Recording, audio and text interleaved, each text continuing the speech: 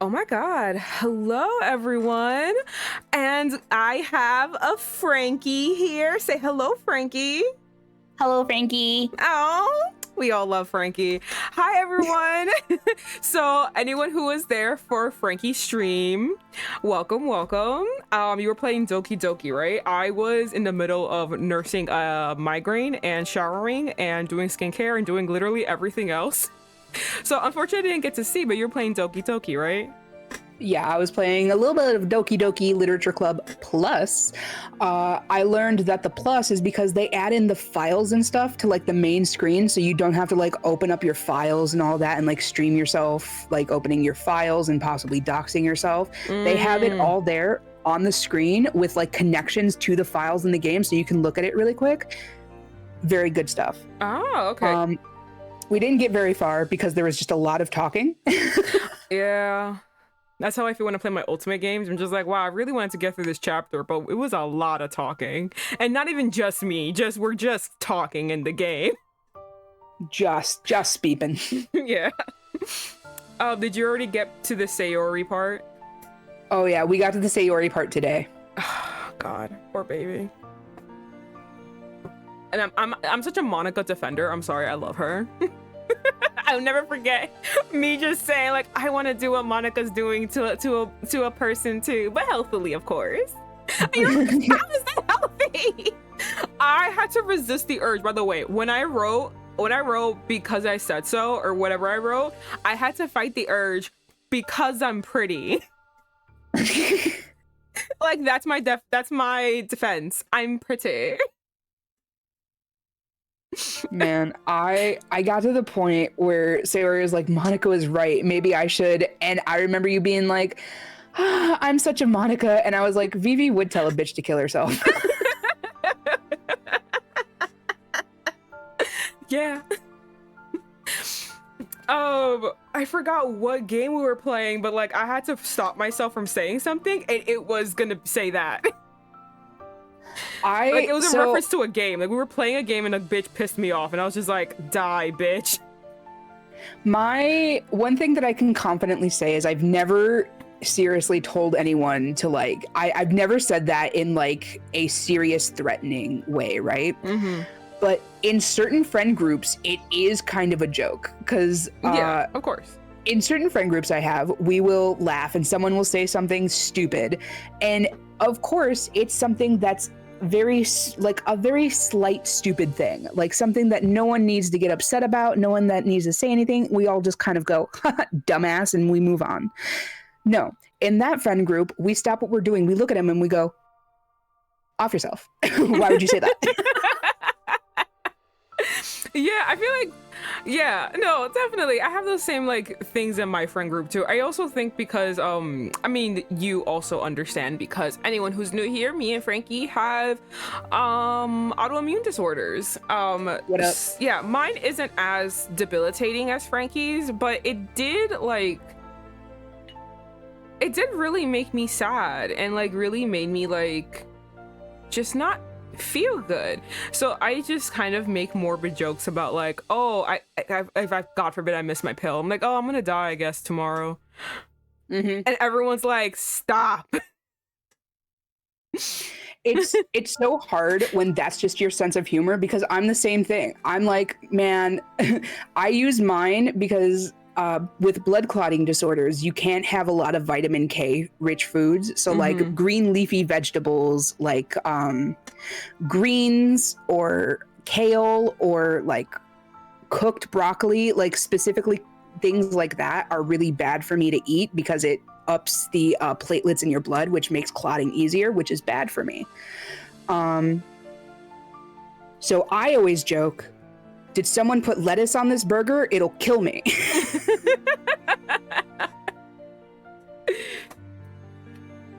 Yeah. Everyone's like, I get it. Stop. Stop that. Don't say that. Don't say that. But it's funny. We have this running joke in my family. I had to, one of the many tests that I did to figure out my autoimmune disorder, which is MS. I don't know why I keep saying it as if I haven't disclosed it in my stream before. I have MS. So, the hard one. Yeah, if you don't treat it, thank God I'm Hispanic, so I'm neurotic. So the minute one thing went wrong, I went to 50 doctors.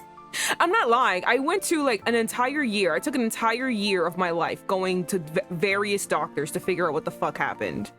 So yeah, one of the final test that they had to do was they had to do a spinal tap. So they actually just took a needle and rammed it in between the vertebrae of my lower spine.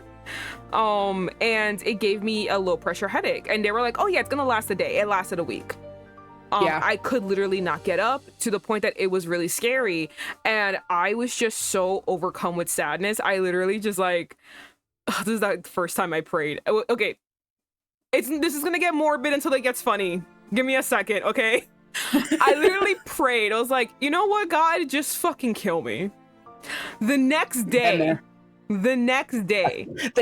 fucking died. Everything was better. I completely gone. I learned that my mother that same day prayed, like, God, please just let her live. Please just fix her. And my sister says, you used your one card. Our mom canceled it out for you. You used your one card. That's it. You can't do that again. That jail out of free card, gone. Yeah, basically, he's like, use that one card. She can't do that again. You have to stop now.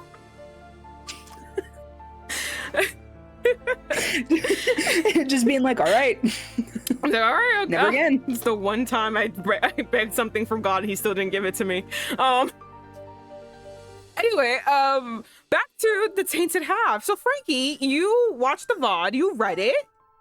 I did, as everyone else should have done, so that you could be here. Yes, you all should have done that, because we are at chapter 28. There's 40 chapters in this I was gonna say show, in this manhwa.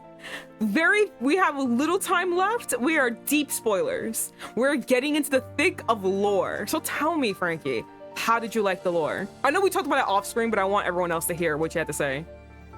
I loved the lore. The lore was very good. Very heartbreaking, very Greek tragedy. That, yes. God. You said it so well off screen, when we were talking about this. You were like, it's very easy to get wrapped up in this being a love story between like Muon and Seolha, and her being like taken away from this bad life, that we forget that this is a story of three people and how they're all entangled in each other. And it's like, there's so much stuff happening, and like another, to quote you again, how you said like the art is telling like 1/3 of the story, basically, because you have to be aware of what you're looking at, because it's like, if you saw the VOD of last episode, like I did, the way that I have like this superiority now that because I've like watched a VOD in full, I'm like I did. I did it. You'll hear Vivi talking about how like the art is so important in that backstory, because it shows how he has like embroidery on his clothes, while her clothes are like they are the same color as like the picnic blanket that's used for like a picnic. Like obviously she gets fabric and it's meant to be for everything, while he gets clothing. And I can't remember if it was you or Janice pointed out, like, even the daughter is better dressed than the mother. Yes, I said the same thing. I was like, she's better dressed. She has like very nice bright clothing. Now there is embroidery on her clothing also, while the mother has things that are kind of plain and beige and like kind of go off into the distance. You can't really tell.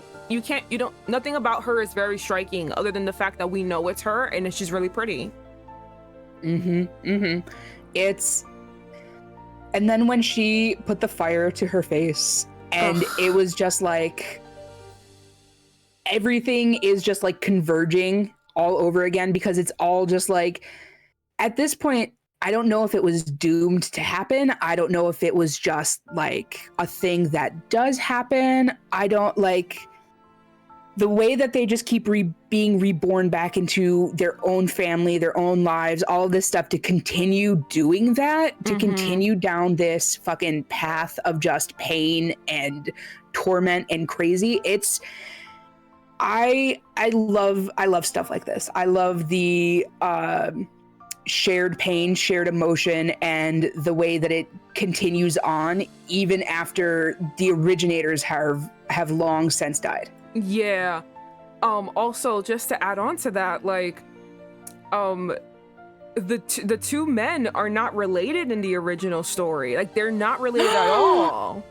That's right. But they're so entangled that they become related. They're like, at least in my opinion, one is forcing his way in. Like, he is just like, I'm gonna get in this. Fuck you. I'm a part of the story. I'm gonna make sure that all of you guys have like live a living hell. For whatever reason, because he's fucking a narcissist. And like continuing on. Oh, hello. Oh, that's a little devil. Hello. Hi, devil. Welcome, welcome. And another thing was like, I kept mentioning, I was like, I know, like, again, because like, if you read a lot of historical things like me, I'm sorry, when I looked at his outfit, I knew he was someone of importance. Like, he's a government official of some sort, so he has money, and yet his wife is dressed like that. The house has straw on its roof. Like, it doesn't. Yeah, it was just like so sad, and it's just so sad to see them do the same things over and over and over again. They're still suffering. They're falling back on the same problems, and it's really disheartening. And it's just like, oh God, I want you guys to stop. Like, when I was reading it, I was screaming at her like, trust him. I have a massive trust issues. I understand why she did what she did, because I have massive trust issues, but I'm also here screaming, knowing the correct route. I'm like, please just trust him. But it's just so hard, because like when I was explaining it to Janice, because she didn't like the fact, I think she interpreted the story, at least in the beginning when she was interpreting the backstory, she was like, she doesn't like the fact that it was all done for a man. And the way I saw it was that it's not that it was done for a man, it was she felt stupid. Like, all her hopes and dreams were thrown in her face, and for 10 years. 10 years. Yes. If you could think about it for even like just a second, this is to the audience, I know that you already have.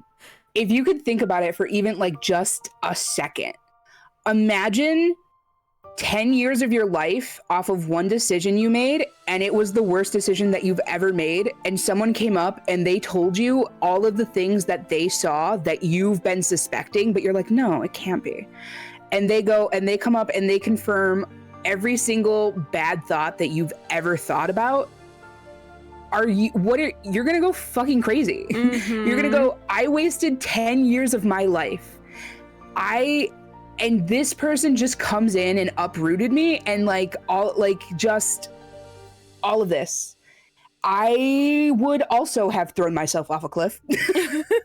And then, like, mind you, we are our personas. She was a literal goddess. She was an angel from heaven. You know what I mean? She gave up everything for him. I would never give up my status for anybody. What? She gave up everything for him, only for it to be thrown back in her face, and it's so disheartening. Oh God, it's so sad. But we got quickly, wonderfully, I don't know, for me it was beautiful. Janice had to ruin everything. It was beautiful. When like he comes into her window, stops her from burning her face again, and then like he just starts crying. Oh, her Edward Cullen. Yes, fucking her. And then fuck her. And then he basically is like, and then he was basically like, I knew there was something wrong when your scars looked like they were different. And I was just like, he remembered her scar patterns. I don't think anyone's looked at my face long enough to see things that deeply. I have scars on my. I have some pretty prominent, pronounced miscolorization scars on my legs from like blood clot things, and like injuries that didn't heal properly because of blood clot things. So like just a lot of stuff really fucked up one leg in particularly, and it doesn't look good anymore in my opinion. And so like whenever anything is like slightly off with it, or if my leg is hurting a little bit worse, the scar will either get darker or lighter depending. And Alex will always be like, "You feeling okay?" I'll be like, "What do you mean?" She'll be like, "Well," and then she'll like touch my leg and she'll be like, "Look at these," and I'll be like, "You bitch, how dare you notice things?" Right? Oh God. It was just, I mean, like, obviously you've just shown you have someone who stares at you that long. It was just like when I was just like, oh my God, like, no one stared at me that long to notice like patterns on my face. Oh my God. It's gonna come. And let me tell you, when it comes, it's gonna hit you like a ton of fucking bricks. I'm gonna have to throw myself off a bridge then. Like, I can't feel these feelings. Me and Vivi meeting at the cliff, be like, all right, 1, 2, let's go. I can't feel these feelings. They're too much for me. But yeah, oh God. And I'm just so happy. Honestly, this probably, like, to me, it truly is like a step forward. She actively like told him. So unlike her predecessor, she is choosing to trust him. Oh man, this is gonna make me cry. Yeah, so if anyone famously knows from who was watching last time, we stopped right before a sex scene. Janice was really tired. She couldn't go on anymore. So I was like, okay, let's just stop. Well, actually, I was protesting because I really wanted to read that sex scene. But you know what? Franky's really happy that she no, we stopped then.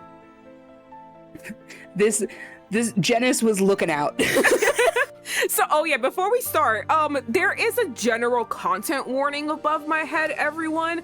But just to recap, this story, though we are saying very romantic things, though we are saying very like Greek tragedy things, it is a very difficult story to read. The general content warning is above, but just to reiterate, there is a lot of graphic material, graphic imagery, and what does it say in the top? I'm sorry. Very disturbing content is going to be shown here. There is very generalized abuse in all fronts. You can make a case for sexual, honestly, mental and emotional abuse, physical abuse. There is blood, gore. There not too much gore, but there is blood. There is violence. The villains are very villainous. And you kind of have to deal with it because we are in,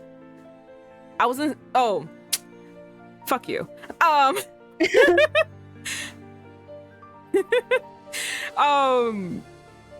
yes, there's blood and gore as she appears right here. There's that in here. I wish that I had just like an emote of just a puff of smoke. Just be like, bam, she's here. But yeah, so like these things are happening. So truly, viewer discretion is advised. If you really can't listen to this, I will see you on the next one. Because this one it is kind of heavy. It is not even kind of, it's very heavy. But yeah. And then me and Franky do make kind of jokes along the side, and whatever like jokes we make sexually, like Franky famously liked the knife play in Scream, you know, the horror slasher movie. What up? There's a reason that Yuri from Doki Doki Literature Club is my favorite. No, girl. I understand, but I want to reiterate because we are talking about a manhwa that is very serious. That the things that you say are under the guise that we are all consenting here. You are not Drew Barrymore running away of fear for your life. You are Drew Barrymore who consented, wrote out a document, said, yes, I would like to do this play, and are running into the forest half-heartedly wanting this guy to come and get you. Yes, correct. You are living a different life from what's happening. I want to see my knife collection, Franky. Oh my, devil. We had this conversation before. The answer was yes. But yeah, so that's basically it. Whatever things we're gonna say, it's all under the guise of like I feel like actually all of the weird, mildly traumatic things that we say, ooh, that's sexy, is actually on the good guys doing it, not the bad guy doing it. I think whenever the bad guy does it, we're always like, this would be hot if it wasn't you. You need to leave. You're ruining it. That's one of my favorite things, is always just be like, man, if anyone was consenting to this, this would be so hot. Oh yeah, like the Red Room scene. Yeah. You're just like, wow, this is hot, and then you see his face, and you're like, why the fuck are you here? Can you leave? You're ruining the shot.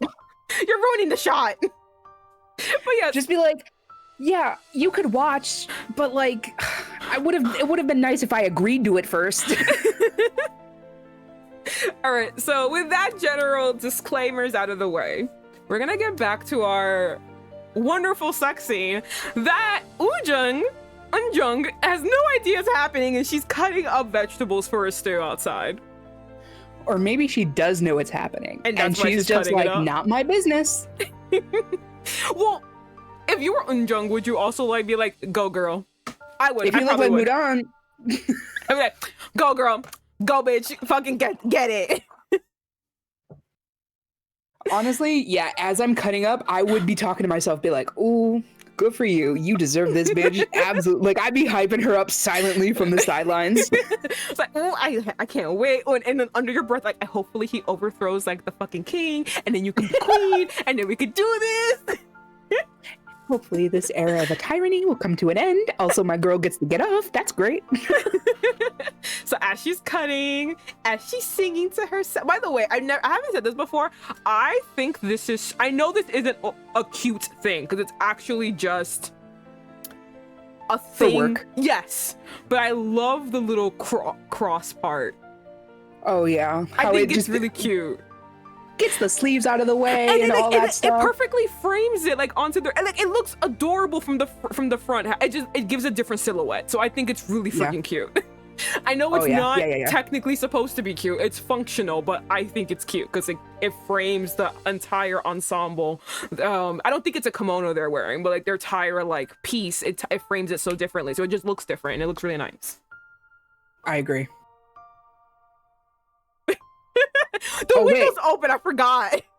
So she hears this. This is why I was like, and then you guys last stream in the VOD were like, I love how these windows aren't even windows, just screens. Just screens. Yep. Have you ever seen that one? It's a horror. By the way, recommend it to everyone. One horror K-drama called The Kingdom, or is it? I think it's called Kingdom actually. It's a zombie show, but set in feudal Korea. Ooh. So like when you try closing doors, the doors are thin wood with paper. Oh. Exactly. What saving are we getting? Do you see what I mean? So that like makes it scary. So like I'm literally watching, I'm like, oh my god, run into the room, and I'm like, fuck, the door is not a door. It is the sheer hope that someone is more afraid of being disrespectful than killing. And Devil said rice paper too. Yeah, exactly. And it is like so many times like people have like ran to hide, and then like the zombies just like right through. Because of course, it's fucking paper. There's nothing stopping them from going through. And I'm just like, oh, this is awful. Also, I've seen season 1 of Fruits Baskets enough to know that all you really got to do is toss a bitch through it. Exactly. And like, they're not Romero zombies. They actually run fast. So they're running after you. Man. Yeah, so like, if you just close the door, if they keep running that high speed, they're crashing through. That's one thing that fucks me up about Asian zombies is they do be sprinting. Yeah. It's like, please, fucking Christ, I'm already dealing with the undead. Do I have to continue on like this? All right, let's get back to the sex. All right, remember guys, 18 plus, World War Z zombies. Oh my god, yes. Oh, thank god, Franky, we're safe because we have autoimmune disease. Hell yeah. We just had to stop taking our medicine for like a month.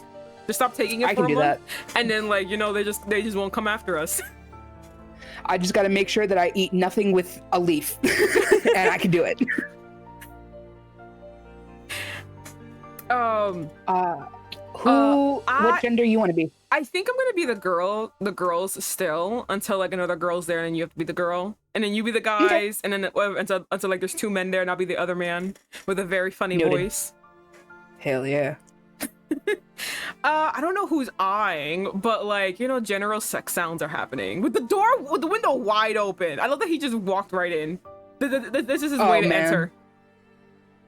Honestly, this is a man who knows exactly what he wants. Respect. He's like, the door is too far. I'm already right here in this area.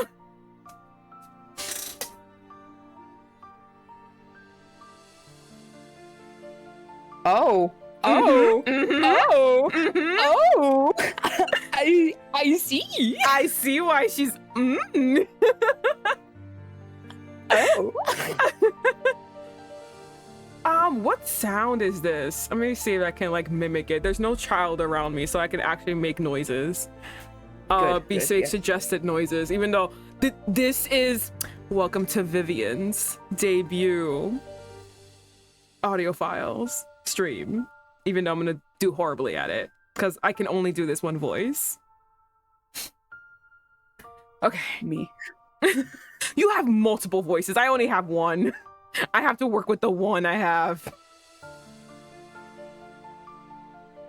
Okay, what noise is this?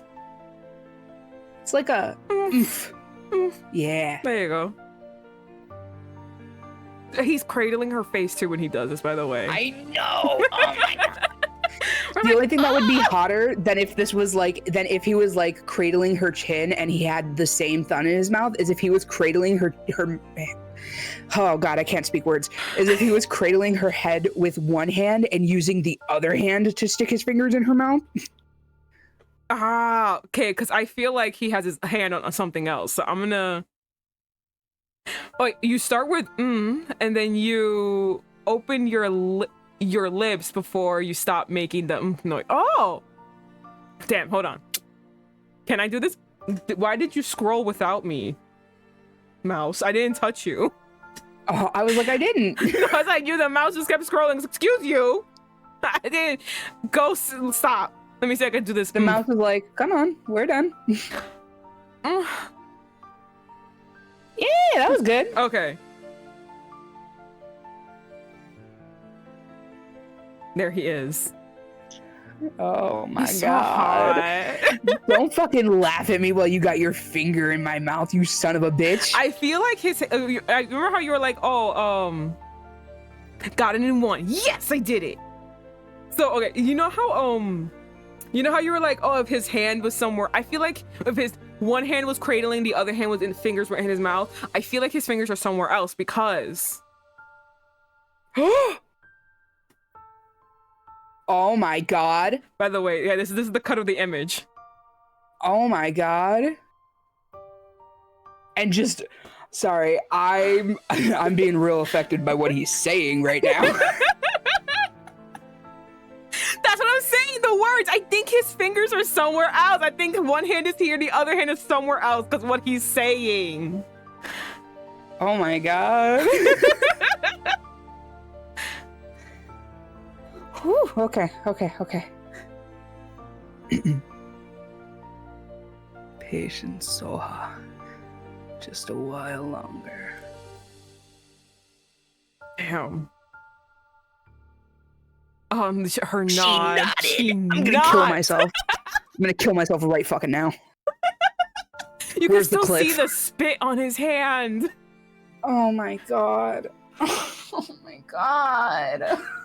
In that moment, I was blind to all else but him. Mood. I know, honestly. And he picks her up. All other sounds faded. And I could feel nothing, not even the heat of the glaring sun. Nothing else mattered. Look at how I love it that he just like lets it fall. Zakia walked in right on time. Yes, you did. We did. You did. Did we spend 30 minutes talking? Yes, but this is my stream, so what else do you expect? You guys are lucky that I have yet to explain brat. or the current wedding drama that I have been subjected to and I needed to tell somebody. You guys are lucky that I've spared all of us from the 2 hours of discussing that. Which I will have to do at some point, by the way. Dedicate 2 hours of your life happy somewhere. This is happening right now. Dedicate 2 hours of your life separately, Franky. Okay. For my explanation. But yeah, look at that. Oh god, his stuff is sliding off. Oh my god. Are you taking pictures, by the way? No, I'm with my eyes trying to memorize. Save the two of us. Muon. Oh, she's so pretty. I'm sorry. I see nipple. I know. Not her. Just a reminder to anyone who's new here, the reason I keep screaming she's so pretty is because not only is she so pretty, that kind of when she's on screen, I forget that he exists. Just sad to say, she's really pretty. But two, the Emperor constantly calls her ugly. Like, she's fucking ugly. And, I don't know what that limp dick motherfucker is seeing, but I'm seeing a goddess. Like, she's fucking pretty. To the point, I think he's seeing trauma. To the point that, like, there'll be certain, like, scenarios, and I'll just stop there and, like, oh my god, look at her boobies. I'm like, it's the worst time to mention it, but, like, her boobies look so nice here. Remember that time when he forced her to kneel, and I was like, this is the worst time to mention it, but her butt is really big in the shot. Yeah. All of us just being like, oh my god. And then there's Vivi just being like, okay, this is not the right time at all, but you guys looking at that butt? No. No. Yes. Because the horror. And I'm like, oh, okay, yeah, you're so right, the horror. However.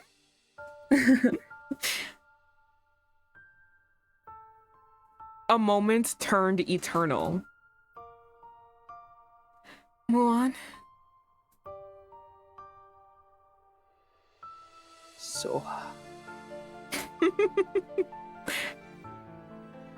Oh my god. I know. Oh my god. With the windows open. Never forget this. The windows are open. A dream unending. In title card. No, because we need to hear a couple things from this man, okay? I need to hear it's okays. I need to hear him talking her through it, and I need to hear how good she fucking feels. That's what I need to hear right fucking now. You know, that's what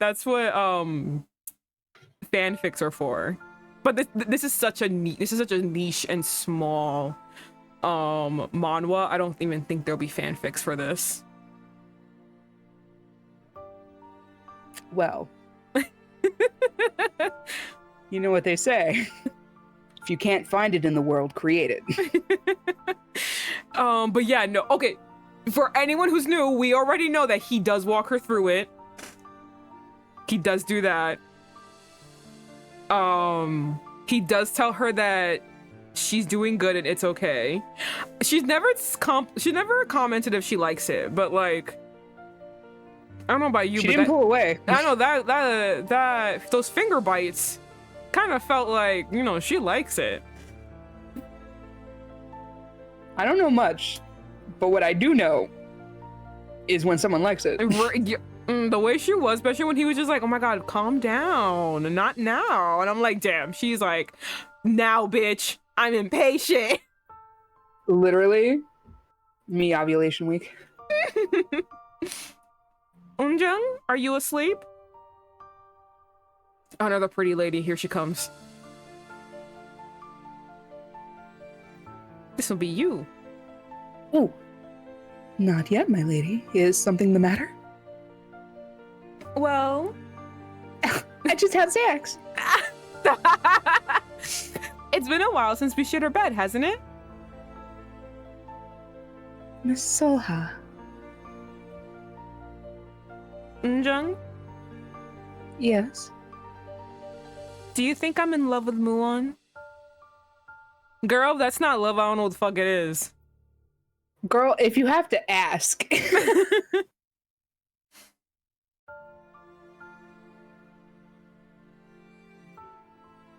See how she pats her stomach?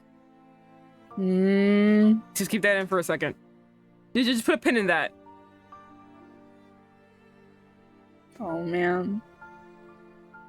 Oh yes. Okay, so Little Devil, just like a short, I'm talking about, this is a tight sewed, this is a tight explanation.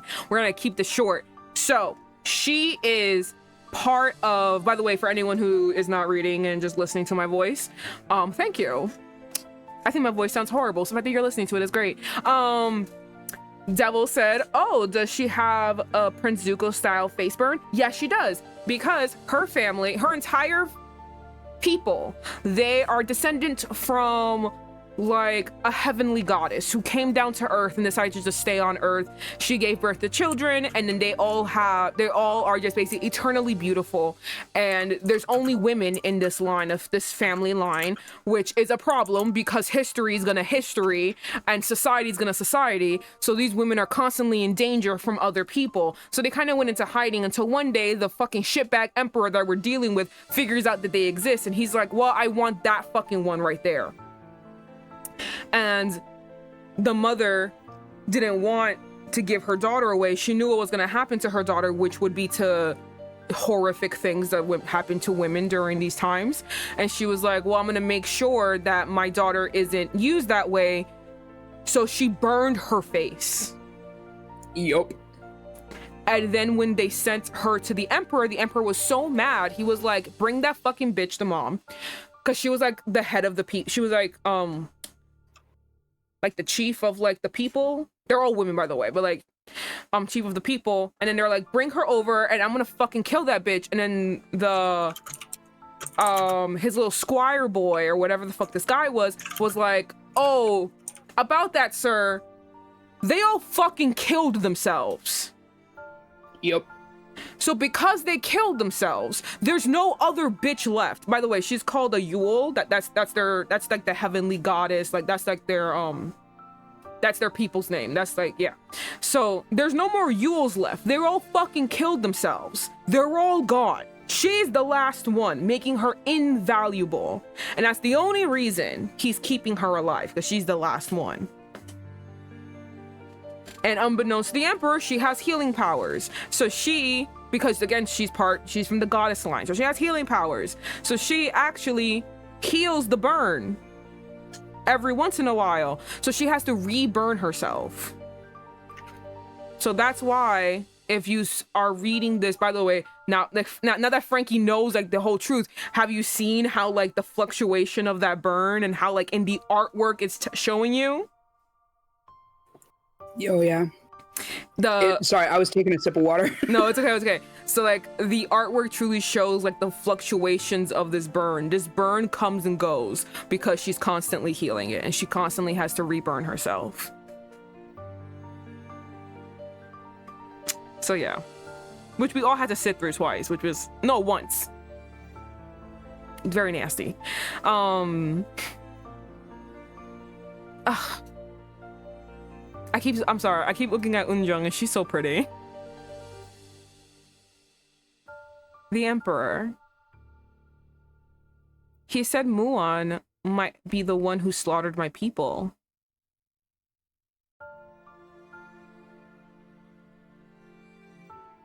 Do you truly believe he would do such a thing?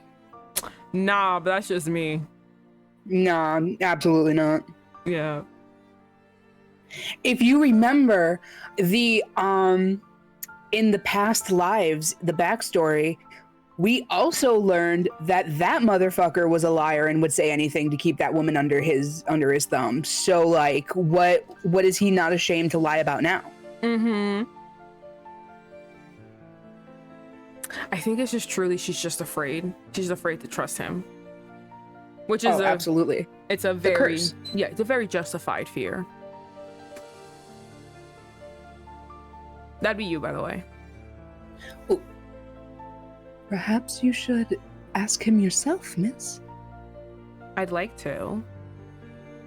But what if it's all true? No, rather, should I be hoping it's true? By the way, her boobies look really nice here. I know they're all Her covered up, boobies look really but they like nice. really nicely framed. And like I could just imagine what's. I'm sorry. I'm gonna continue on. I don't think I could bring myself to kill him otherwise. Even if it were true, you wouldn't be able to harm the prince, Miss Seolha.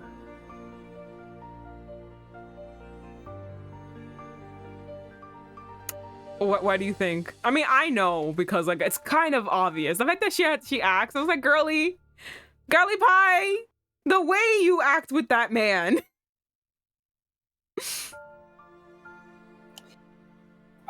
You wouldn't be able to hurt the prince. I think she means because of, I at first you were like, what do you think she means? I was like, because he's stronger than her. No, I remember the picture. I showed Franky the cover art for this manhwa, which perfectly, in my opinion, perfectly like showcases the relationships of all three people. And the most notable one is that she's holding a knife to Muon's neck and he is just there. He is taking the knife in his neck and he's looking up at her very lovingly and kind of cradling her into his arms. How did I forget that? That was so hot. Yeah. And you will also forget because again, the artwork is so beautiful. You are so focused on that you forget and you don't notice the hand gripping her hair at her scalp and pointing a knife at her. And that'd be the emperor. Oh my god. You remember that? The art was fucking beautiful. So beautiful.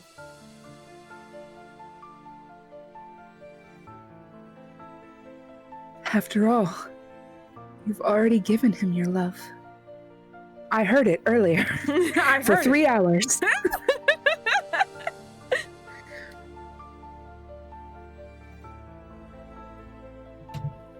There is a better way. You can tell the prince and ask for his aid. Honestly, that's the best option she should be doing. She should be like, hey, by the BTW, the emperor told me to do this. I don't want to, and he's threatening my, this, and I don't like that. So can you fix that? Hey, I'm about to be real dark for a bit, real quick. Hey,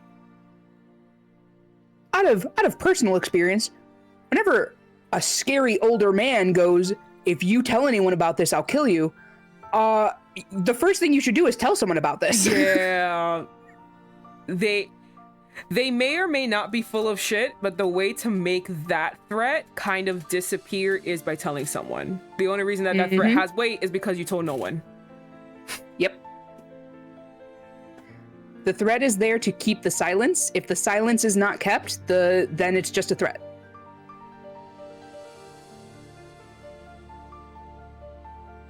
His Highness would not neglect the woman he loves.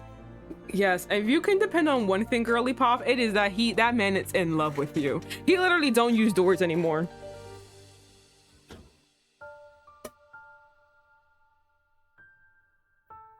I can't do that. I dare not betray the Emperor.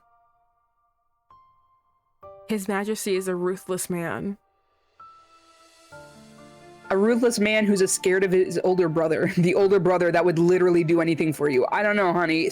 It all seems to be falling into place. That's what I'm saying. That's why it's so upsetting and sad because, like, and especially after watching the backstory, they're doing the same thing. They're falling into the same traps. They're doing it again, and it's just like, please stop it. It's like you said, and it's perfectly. It's like a Greek tragedy. Exactly. I won't say it's more valid or less valid, but I feel like this one hurts more because in the backstory, they knew each other for like 48, 72 hours maybe. And he was like, I believe in love at first sight. Come with me. And she's like, I can't do that. I won't trust you. Like there's a validity in that of being like, yeah, no, absolutely not, girl. I get it. Yeah, no. In here, they've been getting to know each other for months and months and months. And like, for her to be like, I'm scared and I don't know what to do. We as the audience can now be like, you stupid idiot, you know him. And especially because like we are seeing how he's acting. So we see what she doesn't see. Freaking Eunjung is seeing it. She's like, first of all, I know your bitches is not gonna kill him because you love him. All right, you asked me like an idiot, even though you don't know even though you know the fucking answer. You love him, and also he loves you. So like, you should fucking ask him for help because he's in love with you. He's like desperately in love with you. Real talk, that is, it's one of my flaws as well, is never believing anything good that happens to me or myself. So like, I've self-sabotaged and ruined so many things for myself because I've had someone come up to me and be like, hey, I'm offering this thing for you, or I want to do blah, blah, blah, blah, blah, blah, blah. And I've just been like, but for me? No. For someone else, sure. But for me? No, no, can't be happening. Gotta be a catch. Oh my god, yeah. No, but I get it, yeah. So that's why, like, I'm not upset with her. I'm upset with the situation. That's why I keep saying. That's why, like, I act the way I act whenever we talk about this, because it's just like, I fully, again, I have massive trust issues. I fully understand where she's coming from. Yep. The thing is that because I'm not her, I can literally see everything around her, and I'm like, girly, how are you missing the signs? He's wearing a shirt that says "I love Seolha," and she's just like, I don't know if he likes me or not. Bitch. Seolha's #1 fan. I am in love. I love her. Man, how many Seolhas do you think he actually knows for him to wear a shirt like that? Like, gosh, couldn't just be me. Yeah, that's basically her. All right, he will crush me like an insect if he learns of this treachery. Or worse, he'll have you killed before my eyes and spare me to suffer a lifetime of grief. I have already incurred his wrath. He'd have our heads already if it weren't for this mission of his. Or you guys would have been freed already if you would have killed someone. Yeah.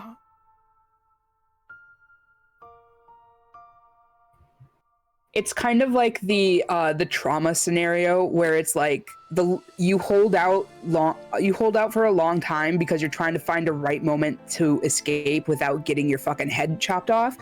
But then you become so comfortable in the preparedness, and you become so just so compliant in what you're doing in the setup and all of that, that's just now your life. Ugh. It's so much simpler than actually going through with the plan. Oh, that's so depressing. All right. Mm-hmm.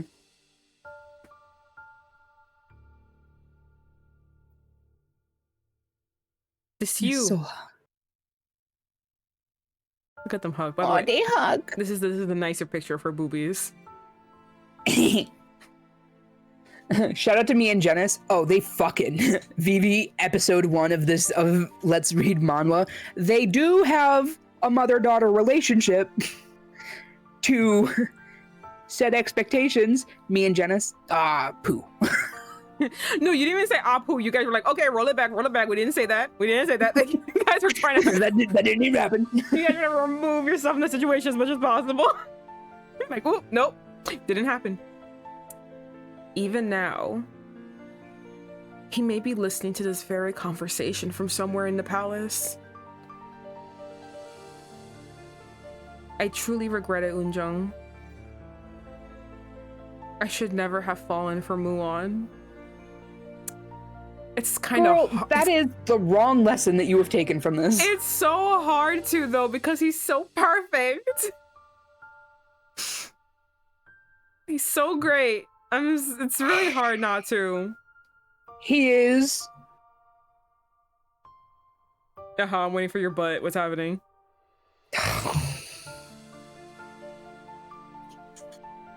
There is none.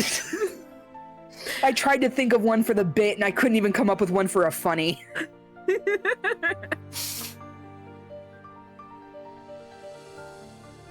I almost wish he was just toying with me. But he only approached me to take advantage of my power.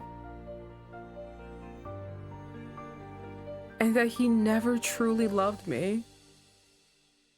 Yes. So you wish he was his brother? Yeah, because it would be much easier for her to kill him and to not really give a shit. But now that she likes him, it's kind of hard, you know, to stick a knife in his back. Damn. By the way, very Ella enchanted of her. By the way, Devil also said that they were waiting for your butt. Yeah, yes. I was like, I couldn't think of one, and then I read how he wrote it. Oh, okay, I caught it. I did not even look at. I didn't see the other T. Yes, that at least would put my mind at ease. By the way, have you seen her powers are healing back so much she's getting an eyebrow back? Oh, baby. Look at that. Her eyebrow's coming back so good. She looks like she's in 1992. I know. Oh, my girly pop. Just tell him. He'll save it. He'll save the day. He's gotta know.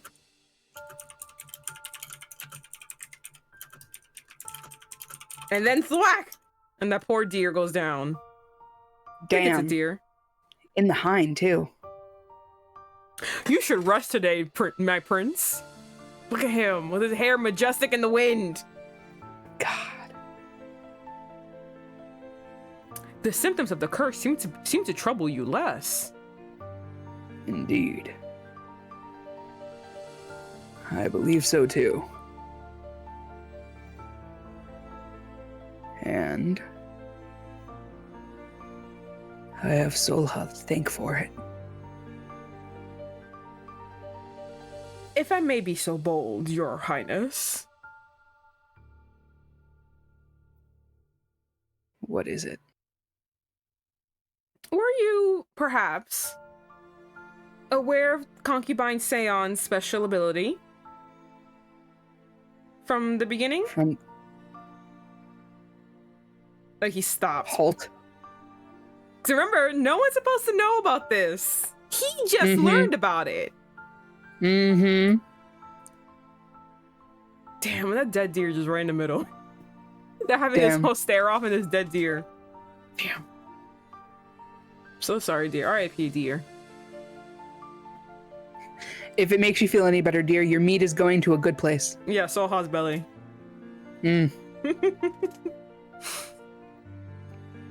Oh, look at his perfectly arched nose. Look at that. He's perfect. He's so hot. He's so pretty. Oh, and that's the end of the chapter. Oh my God. Chapter.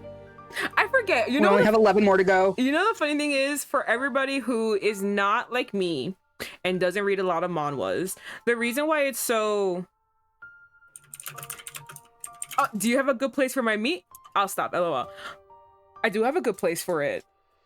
A very good place for it. But I need to evaluate. I need to see if it's worthy. If people, so I read a lot of manhwas, and the thing that's really annoying about manhwas, which is why I recommended this one, and which is why it is very short, but in my opinion is a very, very good, condensed story, is because these chapters are long. Usually manhwas, their chapters are so fucking short. It will be like, cause like, okay, see this, right? You see this picture?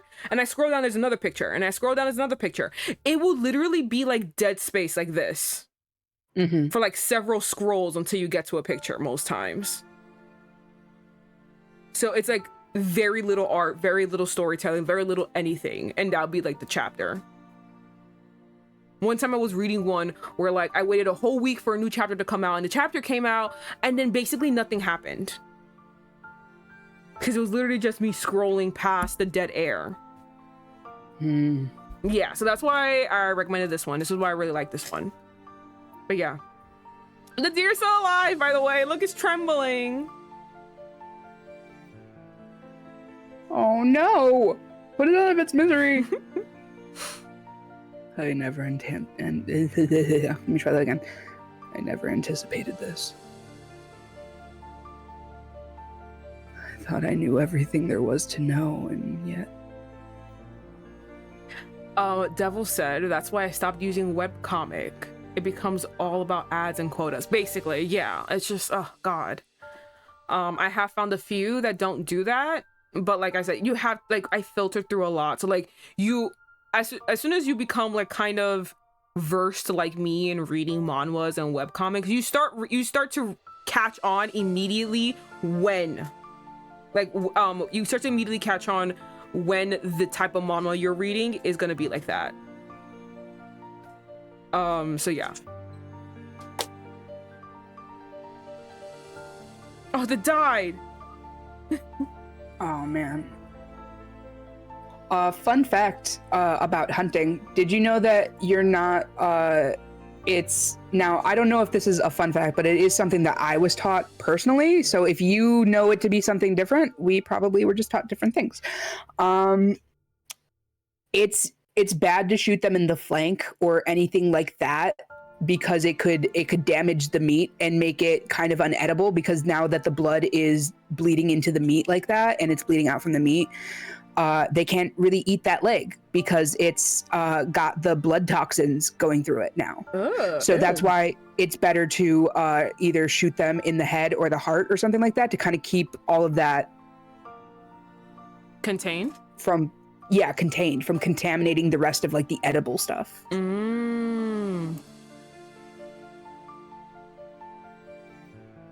Devil says, oh yeah, even some book series have filler. I read a lot of isekai style fantasy books, and if you read off their entire character sheets more than once every and if they read off their entire character sheet more than once every 2 chapters, it's filling pages. Yeah, you start to catch on real quick when you read a bit of quite a few. You catch on. You're like, oh. And then you can decide whether you want to dump it or not. I usually do dump it. I'm like, oh, well, I'm tired.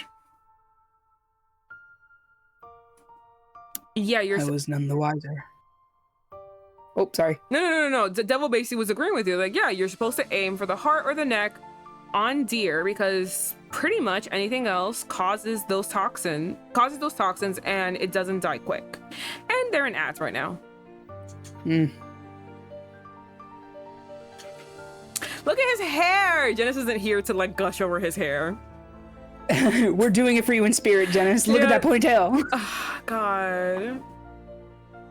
So the way poor Janice in the VOD, the way poor Janice mind like EXE stopped working itself because she was like, low ponytail is definitely best. And then in the same fucking episode, he did a high ponytail and he went, so which one's best? And she went, because before she was like, yo, his high ponytail is hot, and I'm like, yeah, it is. And she said the low boy, she's like, oh, this one's hot. And I was like, okay, which one though? I need to know. They're also beautiful. He has perfect hair for like, and he has a perfect bone structure for a ponytail also. Pulls it off well.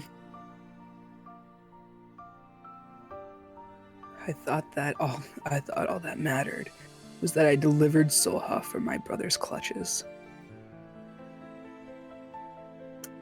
The Tainted have title card, but this time it's black. This is the first time we've seen a different color. This makes me feel bad. 15 years prior. This makes me feel worse.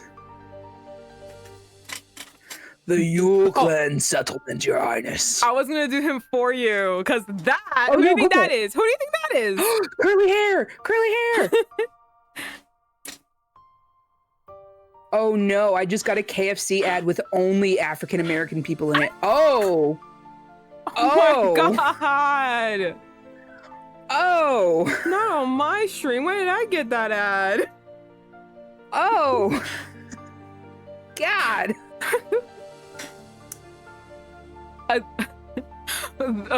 Very awkward transition. The Yule clan settlement, Your Highness. Look at him. Look how small he is. Baby. Their women are often targets of abduction. Look at the settlement. Look at how like bare bones the settlement is. Yeah. And so they're under imperial protection.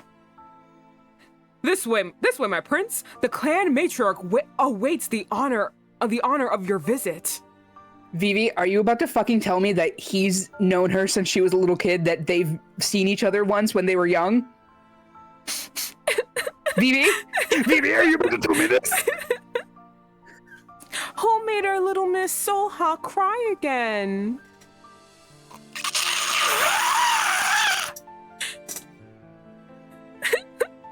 This is my shit.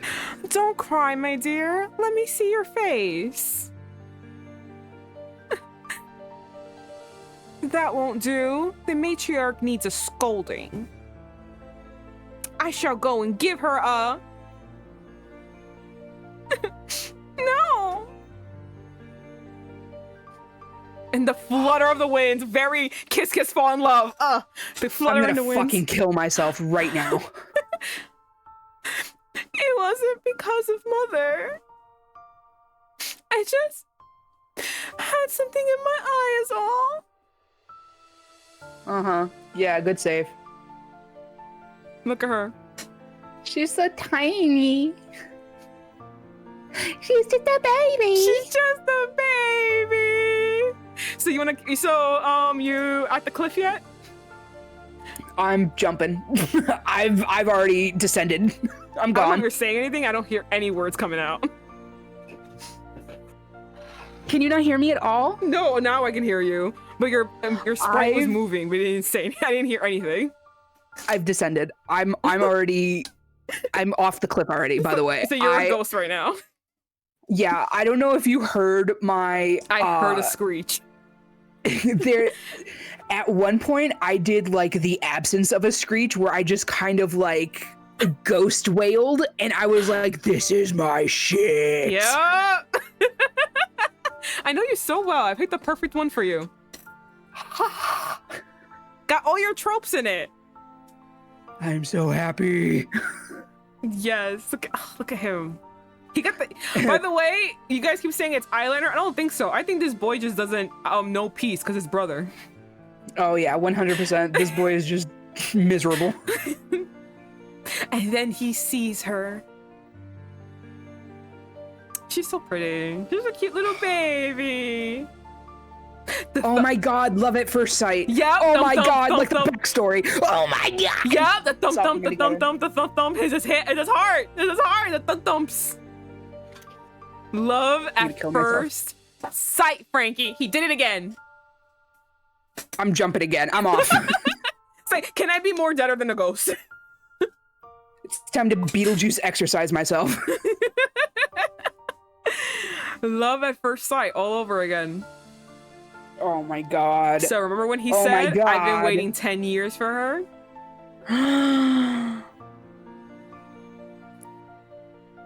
He's known her for 15. I'm deceased. I'm dead. I'm gone. Again, Goodbye. Your sprite is moving, but you ain't saying shit. I'm can only assume that you are so like crazed. I'm dead. I'm deceased. I'm dead. I'm just dead. He'd love at first sight the thumps of his heart. And look, okay, so this is obviously this is perfect for like a phone, but this is a computer, so everyone just tilt your head or just like magically tilt anything that isn't.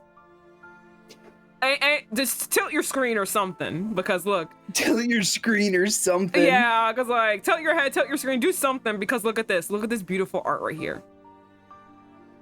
Oh my god.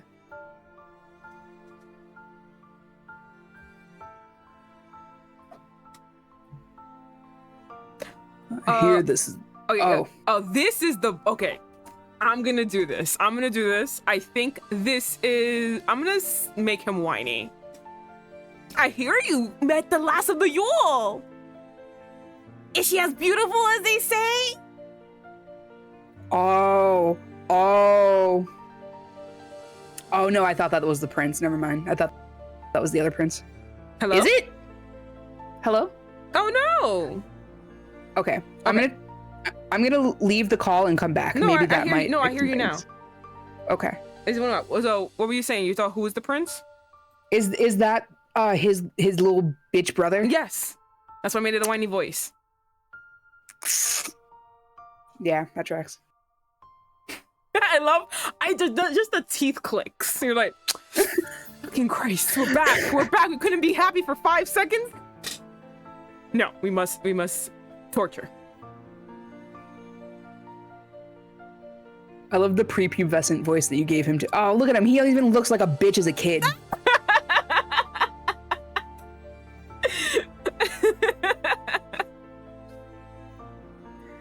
She's just a little girl, Your Majesty.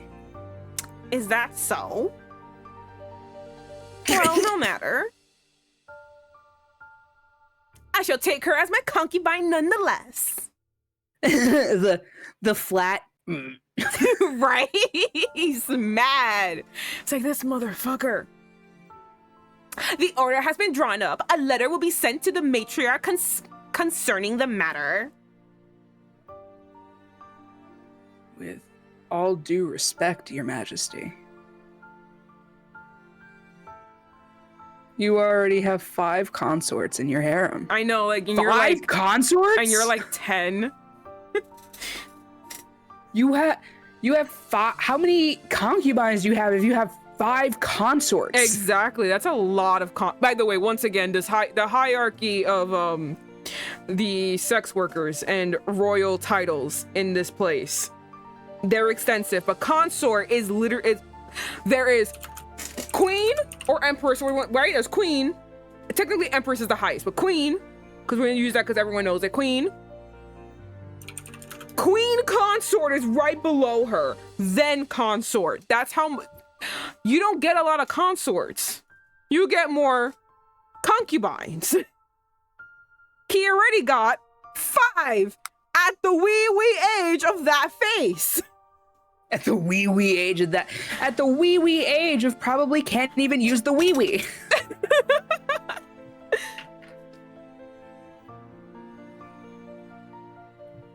But like, oh, look at this crack in the background. He's so mad.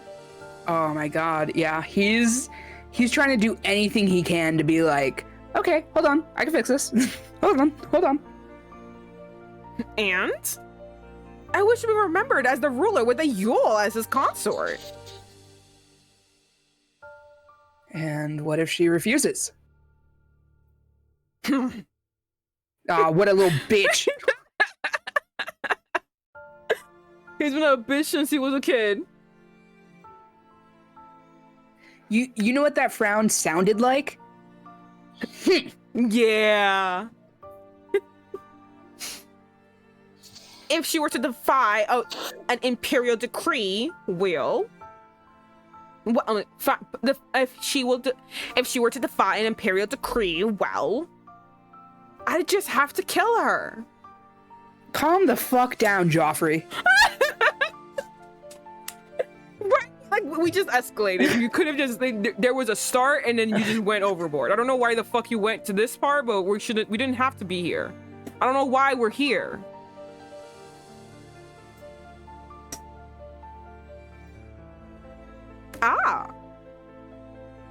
But it would be a great pity to let the Yule line perish. Such beautiful creatures indeed. Ugh. She would meet her death after she bore my children.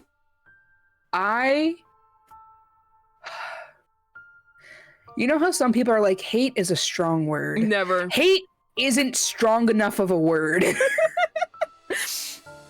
I detest this man with every fiber of my being. I don't wish death on people often, seriously. But I feel like part of me wants to say when, but I can't say that it's a when. If I get to see this man die, I hope that it is in the most cathartic, humiliatingly way possible. That's the only thing I want. Oh, okay. We'll see. We'll see what happens. Ugh. Like Yeah, right there. our baby boy is having a mental breakdown. That's how you know that you just got a warrant out for your life.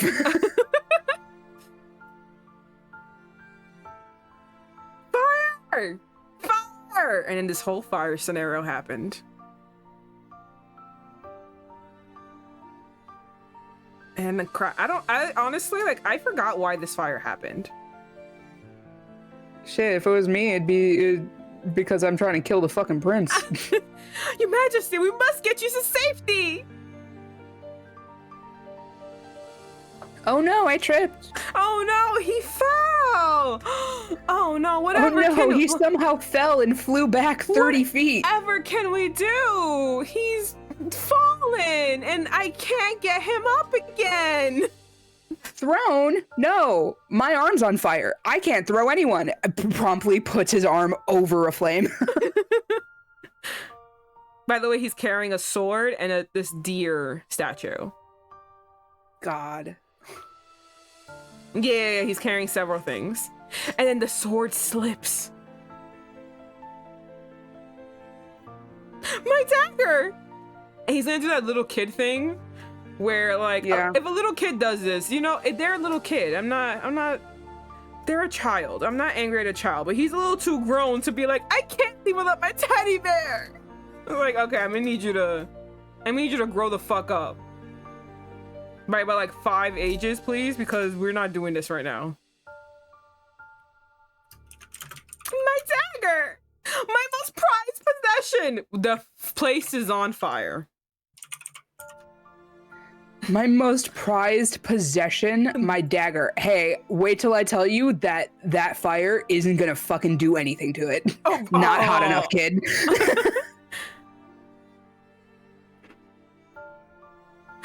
You can sift through those ashes. Bam, right there. I cannot be parted with it. You mustn't, Your Majesty. He's really gonna reach into that fire.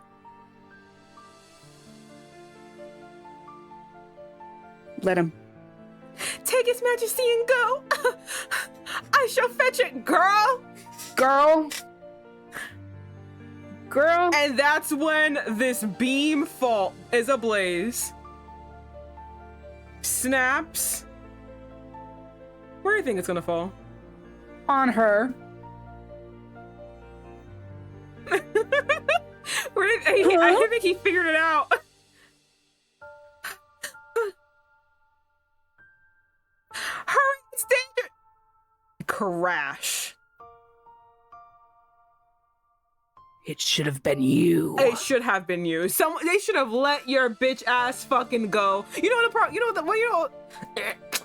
what happened? You know, God probably said, "Oh, I'm gonna take this fucker out," and then like immediately was like, "Ha ha ha! I'm sawing off this bitch. I'm sawing off this fucking pillar." As he's reaching over to do it, and then by the time the lady's like, "I'll do it," he's like, "Fuck!" and he's like, "Wait! The pillar's already too like loose," and it just falls on its own. And he's like. That's how I imagine it. God's just looking at him like, I should have been you. I did that for you, motherfucker. Made it death for the 5th time. What's worse is this could have been the turning point in his life that he went, my selfishness has gotten someone killed. I should probably look inwardly and start focusing and reflecting on that. But why would you do that? No, he doubled down and became a worse little fucking prick. But why would he do that? Why? Why would he do that when everyone's enabling him to be a bitch? He got no parents? Do you see parents anywhere? I don't know where the fuck these parents are because he's emperor right now and he's like 10. He probably had them executed because they told him no dessert before dinner. Probably. He screams. Because, oh no, she's screaming because, you know, she's on fire with the pillar on her back. Yeah. Your Majesty, quickly! Gonna pull him away because that is actually the best thing to do. Not to be very callous and mean to this lady who's alive and on fire underneath this thing, but it is the smart thing to do to actually get out of there. So I'm not only to get out of there, but also he is still a child. Yeah, so I'm not faulting the man for like callously leaving her behind. This is a whole ass place that's on fire. Like you guys kind of have to leave. I don't really blame him for doing it. It's a very unfortunate circumstance, but I understand why this is happening. Also, what's he gonna do, right? It's a beam, it's a support beam, and it's on fire. Yeah, like she's kind of like, if the thing didn't crush her to death, she's like she's gonna die. Yeah. Help! All for your dagger, by the way. Yeah. All for a dagger. Which, by the way, this could totally be a moment of self-reflection. All of these things would never have melted. Please help! Your Majesty, save me! See, she's like completely on fire. Oh man. He gets picked up by this man. If you were still like, nah, he's not that young. He got picked up by a grown-ass man. He is young. Yeah. Sorry, if you're still waiting for your balls to drop, I don't think you should watch a person burn alive. And then he drops everything else, by the way. So, what the fuck was all this for, bitch? You killed a woman for nothing. And he gets taken out of there and saved. I want to believe Muon is the one who set this place on fire. He was like, fucking bitch. Oh, 100%. Why'd you get out of there? Yeah. Listen. Did we just see an innocent woman burn to death? We sure did. But do you want to know what else I saw? I saw a man go, well, he's not a man yet. I saw a boy go, this tyrant is going to breed and kill the woman I love. I have to get to him first. Yep. I need to fucking stop this now. So, and then look at his face. You know, I would be sad for you if you weren't such a bitch. Yeah. Oh, look at his eyes. You see the woman crawling. Yeah. Do you see it? I do. It's wow. That detail, it would be so easy to scroll past that. Oh, okay. I'm so sorry. No, I'm saying like that detail is so well done that if you're just reading this being like, oh my God, consuming story, it would be so easy to like scroll past it and not even register that that's what you're seeing. Oh, is it me? Sometimes I can't hear you. You get cut off sometimes, yeah. It's probably me. Let me try and lead the call and come back. I'll be right back. Okay. And I'm alone. I'm alone with an eye. Hello. Okay. Can you hear me? Yes, I can hear you now. But okay, I agree with what you're saying. Yes, you would miss this. Oh man, beautiful details. Good point out. Mm-hmm. And look who's there, just watching. Both you and me at the same time, just being like, oh, this fire is horrible. I can't believe people are dying for nothing, all because this prince is so selfish. And then also us at the same time. And his brother probably set the fire, but that's okay. That's okay. Look at him. He's just like, mother. Oh, yeah, by the way, if you need any more indication that he did it, he's holding the fucking shits in his hand. Caught red-handed. Red-handed. He's like, motherfucker. Oh, that's the end of the chapter. Oh my God, 10 more to go. 10 oh my more God. pages. I don't know. Look at these little ads. Okay. And we finally get this disclaimer after like many chapters of never getting it. This is a work of historical fiction. All names, characters, organizations, places, and events are either the product of the author's imagination or used in a fictitious manner. Just so you're aware. Yeah, just so everyone's aware. And so, in short... Oh, wait. Oh, never mind. It's the lady. I'm sorry. You're gonna see where Seolha gets her looks from. Ooh. So, in short, I am to offer up my daughter as a congratulatory gift. I'm hiding her face for this exact reason. For the ascension of our new boy emperor. Is that correct? Oh my god. Ma'am. I scrolled down for Booby just so you know. But yeah, this is Seolha's mother. Do you want to know what's wild? Mm-hmm. The fact that it's like, so the backstory that we saw a couple chapters ago is like the fact that it is not like a different universe and they're like reincarnated in like different land and time or something like that. It's the fact that this woman is a direct descendant from her own daughter's reincarnation. Mm-hmm. I love these stories like this. Fate surrounds us. Yeah. This is what Seolha's, and by the way, just like God, just like with like everything all together, right? Exclude like just getting away from that for like a second. This is what Seolha's gonna look like when she grows up.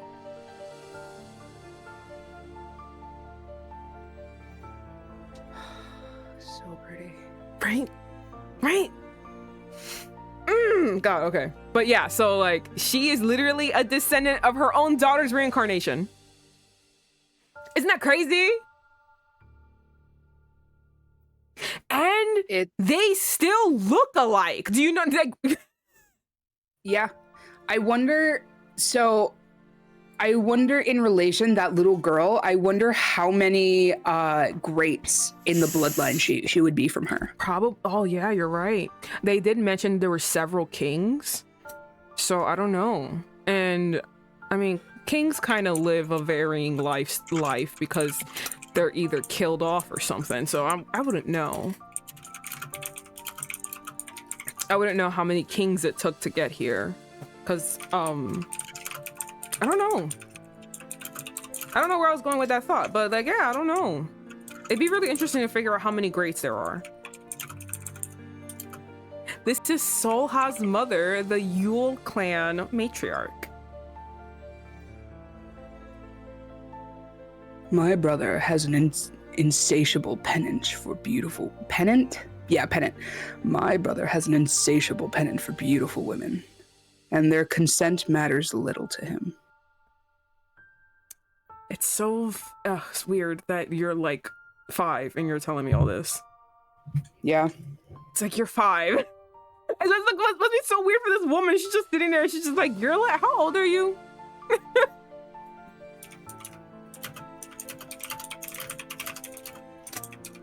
type. Yeah, I had a DM come in and I was like, oh, this is time sensitive. Let me just. In this case, however, you are granted a period of grace until your daughter returns 5 and 10. Until your daughter turns 5 and 10. I'm guessing so 15. 15? Yeah. And I was like, 55? Tales of the Emperor's wanton ruthlessness have reached my ears too. Oh, she's so pretty! I'm sorry. That echoed in my room. How fervent that it echoed in the mic. Oh, because she's so, look at her! Look at the silhouette! Look at her pretty nails! Oh, God. Have you ever seen, God, anything from Critical Role? No. So in campaign 2 of Critical Role, and that's totally understandable, not a lot of people have. In campaign 2 of Critical Role, there's a character named Jester. She's a tiefling, and her mom is also a tiefling, and she is the called the Ruby of the Sea. The Ruby of the Sea is the highest woman that you can request the that you could request the presence of for a fee, if you know what I mean. She's the highest one in like a brothel, like so much so that she gets her own room and like upstairs suite and stuff like that. And it's always very much played as a very serious woman who is very serious about her job, and it's very much giving this woman, and I see a lot of Ruby in the Sea in her. And if anyone out there watches Critical Role who's watching Vivi's stream or VOD right now, you know what I know, you know what I know, you know what I know, and you know that I'm right. I'm gonna say you're right then. Thank you. Tales of the Emperor's wanton ruthlessness have reached my ears too. Tell me, Your Highness, how do the Emperor's women fare in the palace? Ripple, ripple. Okay, before you even read, look at the background. Look at those red splotches. Now. Oh, man. Yeah! They are kept in a harem until they are cast out as cripples or corpses. What do you do with them? Like, what is happening? You're 10 years old. Your tiny micro penis can't do shit. What the fuck are you doing? Are you doing that one scene from Game of Thrones where like you just tie a woman up and you just throw arrows at her until she dies? I'm going to, I'm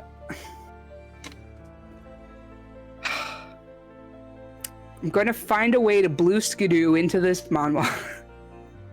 I'm so happy. And I'm just going to kill the kid. I'm so happy that like, because I always say that. I know it's isekai. I know we all know it's isekai. I keep saying blue skidoo because it makes me happier to say blue skidoo. You're just right. Because that's what it is. I just want to, I want a blue skidoo here and I want to kill this motherfucker. I want to kill him. For me, it's the fact that these women in this harem are essentially consenting. Were they taken there consenting? Probably not. Are they usually consenting to like be this man's concubine? Probably not. But being a concubine means like you are consenting to these things. With like that's your job. Yes. Your job is now fuck the king or give the king advice when he comes to it, or like let him get it off his chest. Like anything that the king wants, you now have to give to him. It's the fact that these women are essentially consenting to be with the king, and he's still trying to find a way to make it rape. Yeah! It's just like, you got them, motherfucker. And no, it's not to bring it back to Dusk Till Dawn, but it's like with the priest guy said to oh my goodness, I forgot the actor's name, but like when he says to this George guy, Clooney? George Clooney, when he was like, are you so fucking stupid that you don't know when you win? Yeah. It's really that, are you so fucking dumb that you don't know when you've won? He's acting like he needs to like prove himself. You are the fucking king, you're done. What is the problem? What is your damage? Exactly. You've gotten the ultimate prize. There's no more power to be had than the power that you have right now. So why are you trying so hard? Oh my god, yes. So we're gonna scroll past that. Look at her handshake. Yeah, she can't bear to think that that's what her oh my god. This is you, by the way. There is a story I would like to tell you, lady. I forgot. There's no comma there. There's a story I want to tell you, lady. There is a story I would like to tell you, lady matriarch. The year I turned 10, 5 days ago, the late emperor gifted me a folding screen. 5 days ago? He's so young. He's so young. They're not like, they're relatively the same age. She's a little younger than him, but not by much. It's like when you look at movies from like the 1980s and you're just like, wow, look at this actress. She was so fucking beautiful in her 30s. I can't believe it. Oh my God. And then you look at her IMDb and it was like, she was 24 when she filmed this movie. And you're like, what the fuck? Why does she look older?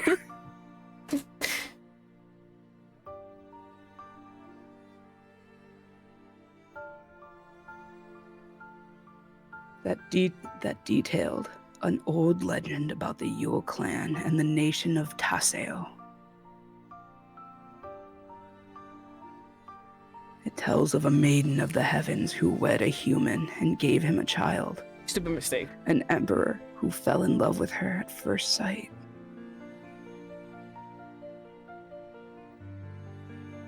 Naturally, he sought to take her with him to his palace. He told the maiden her husband loved only her pretty face and whispered seduction into her ears. I will say that was also a bad call for him to make. I understand his extreme urgency to immediately try to stop it because she was being mistreated, but that was the worst call to take. To immediately Very just, much so. yeah, to me, just be like, hey, by the way, your whole life's lies. Just, and then she reacted the worst way possible. It's like you said, it's very much so he just rushed it, and instead of being like getting her out of there slowly, like put her into like a comfortable position, letting her gain trust, he just went, your husband's kind of a prick, but trust me, I'm a nice guy. Yeah, like, but I understand why he did it, because it was an urgency to get her out of there. She was being mistreated and malnourished, so I get it. Yeah. But it was the worst outcome. Gotta understand. Yeah, you gotta take it slow. I love these little old drawings, by the way. I think they're so cute. I know. The maiden was powerless to deny the emperor. The maiden, powerless to deny the emperor, suggested a pact. She would test her husband by marrying. Marring. Okay. She would test her husband by marring her face with a most hideous scar. And should he love her regardless, the emperor must then leave her in peace. Trusting her husband's love, the maiden proceeded to ruin her own face, only to discover that the emperor had been right all along.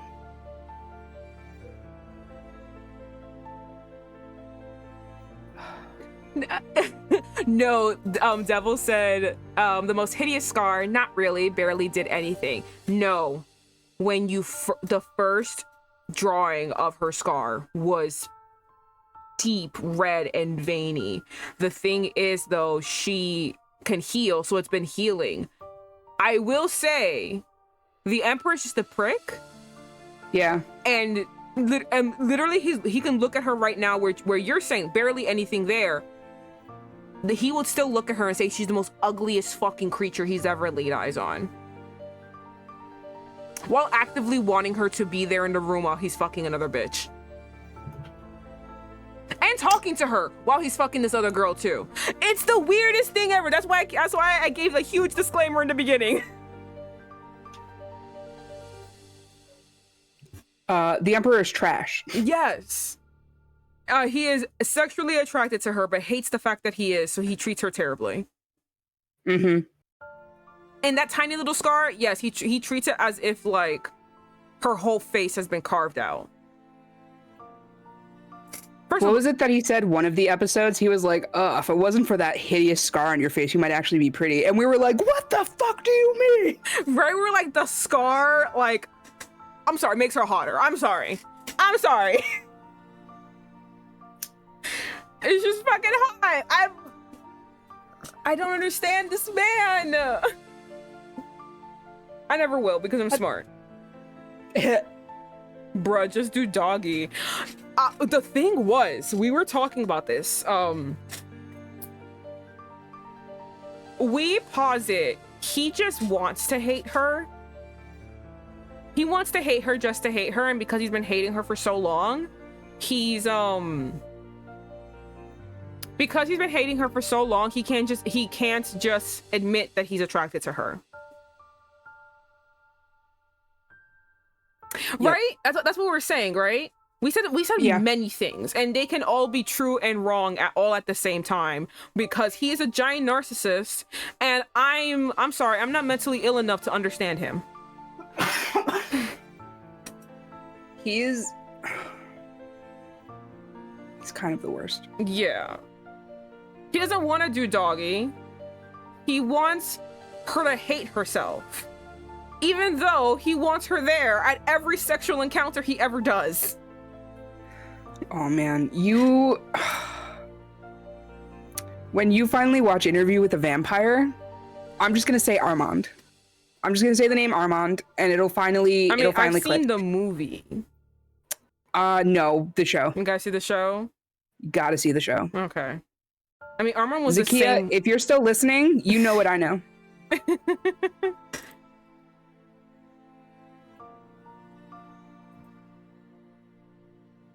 Let me see. Where's my screen? Here it is. Abandoned by the man she loved. The despairing maiden took her own life. He falls.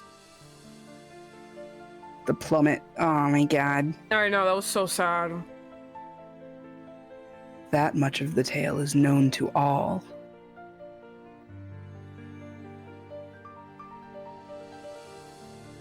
But there was more on that folding screen.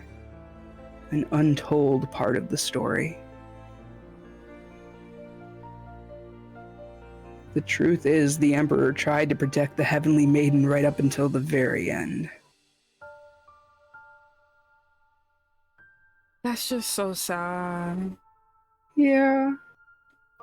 After all, the state of her face mattered not to him.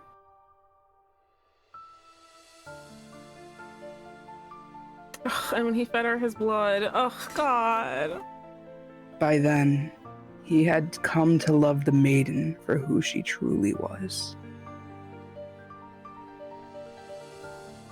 The title card. It's such a good, by the way, it's such a good, for on stream. Like, the way I cut it, it's so, like, perfect. Yeah. You, Devil in the chat said, got the cut chair in the dojo. Got the cuck chair in the dojo.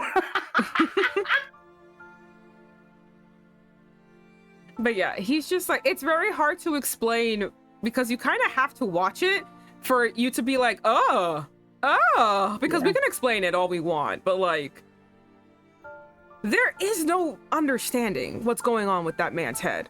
Like, it's a good thing that Vivi has all of these VODs on her YouTube channel in the description below. Oh yeah. Yes, you know, catch up on it. Or on the VODs here, because honestly, my VODs are actually like a month, because I'm uploading it to YouTube, they're like a month away. So by the time you see this, it'll be like in October. So you know, go on my VOD on YouTube, I mean on Twitch, and just watch it there. Hey Franky, if you're watching this back in October, happy birthday from me, Franky. Happy birthday, Franky, and the October Franky who's watching this over again on YouTube.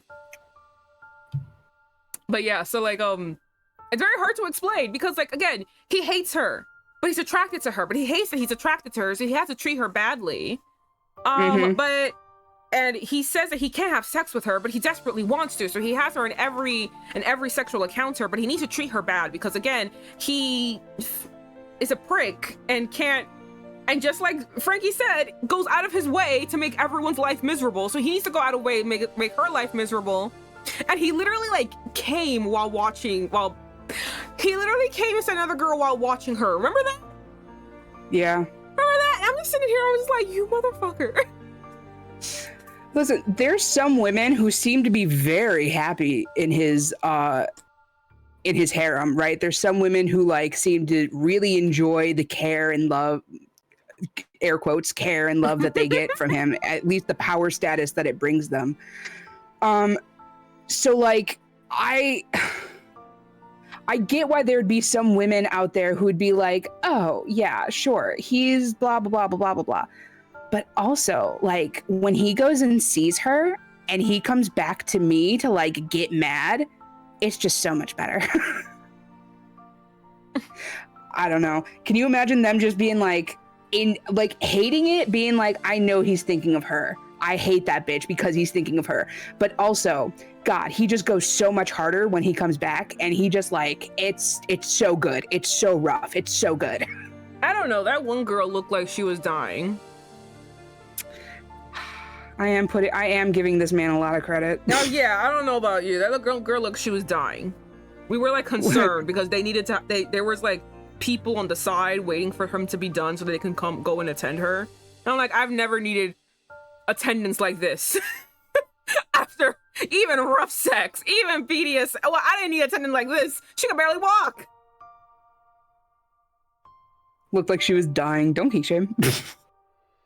Listen, we should sometimes, because sometimes y'all are a little crazy, but even Franky can agree. Like, that one was like a little too much. Yeah, that one was fucked up. I did start to put the fan fiction fan-in spin on it, where I'm like, ooh, but the hate sex though, the hate sex is probably amazing. I don't think that's what's happening. And don't forget, No, he killed that one unfortunately lady not. in the room. Bitch should have left. No. But yeah, it's really weird to understand this man. This man is just like a bad person. He just wants to treat her badly. Like he'll never get what he wants, which is her, because he won't. He had a bad day, and now it's everyone else's problem. Yeah, he'll never get what he wants, which is her, because he can't admit that he likes something that is ugly. So he must treat her badly. But he still wants her around, which then makes him angry because she's ugly. But he won't get rid of her, so he keeps looking at her and gets angry. See how like the cycle continues on because he's a crazy person? Just keeps going. Mm-hmm.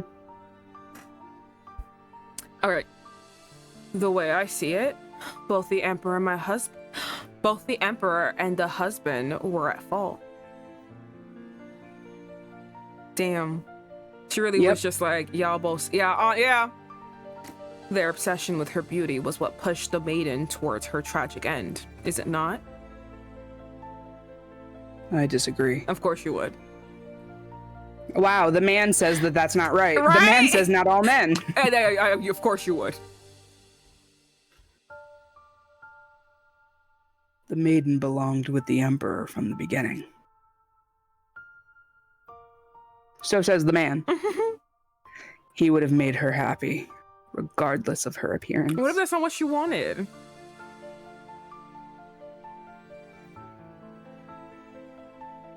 Oh, she's so pretty. That's why she looks so sad, because she's like, he doesn't even know. He doesn't even know to think. He doesn't even know to think the thought of what about her? What does she want out of this? What does she want out of this? And she's so saddened. Regardless of her appearance, but do you actually like her? Do you know anything about her that made you like her? What? It's still about her appearance. Because you still remember her being beautiful, so that's why you want her. Exactly. That's why I'm like less about that's why I'm less about the God damn it. Oh, I lost it. Never mind. We'll keep going. It'll come back to me. If you want to keep going, I have an M&M in my mouth, so it's okay. Okay. So I feel like he's like so young still that he's like, oh yeah, love at first sight, blah, blah, blah, blah, blah, blah, blah. But if we think back to the emperor in the backstory and stuff like that, what did he say that he loved about her? That she was malnourished, that he would have to like save her? Like, it sounded like he didn't love her, but he loved the idea of protecting someone and like keeping someone safe. Mm-hmm. That could be anyone. Why did it have to be her? Mm-hmm. Why do you love her other than the fact that she's frail and pretty? Yeah, like, I don't deny that he would have made her happy. I don't deny that he fell in love with her at first sight. I don't deny all these things. But what I do deny is the regardless of her appearance part. Mm-hmm. Because you still remember her when she was pretty, so obviously you're still obsessed with that appearance. And what happened if the story started out and she was fat? What if the story started out and she already was scarred? Like, would you have liked her still? Yeah. Like, oh, despite how she looked, I would still love her. It's like, you're only saying that because you remember how she looked before she looked like this. And I'm not... What if she looked like this the whole time. And I'm not saying, like, for anyone who is watching VOD or YouTube channel, regardless, I'm not saying that, like, that is inherently a bad phrase to say, that you like someone despite this, this, and that. That's not inherently a bad thing to say, but the fact that you have to mention it means that it's still in the front of your mind. It's still there. Like, and it's something that is, it's something that already was consumed by someone else, like her husband. So it's basically like let's use the fat analogy. I love her despite her being fat. So being fat is a problem still. Right. You don't just love her, you love her despite her being, it's still a problem. Like, and let's use the scar analogy. Well, if she was still scarred, I love her despite her appearance. So like her appearance is still a problem. If you wanted to say I love them despite their flaws, that's completely different than naming and pointing at a particular flaw. Because the flaw is a part of them, so you're accepting all of it. But if you point at something, it's in the forefront of your mind. So that's kind of the difference. And he doesn't get it. He's a child. Yeah, it's why it always feels so backhanded when you're like trying to open up to someone and they're just like, no, but I love you even though these things happen. And you're like, even though you don't love these parts of me, these are the parts that you're like, oh, this is the contingency. I have to take this to get the rest. Yeah, basically. Like, I don't deny that he would make her happy and love her regardless of her appearance. I don't deny that. I'm pretty sure he would. But her appearance is still the forefront of his mind. While here, current Muon, older Muon, more mature Muon, takes great care to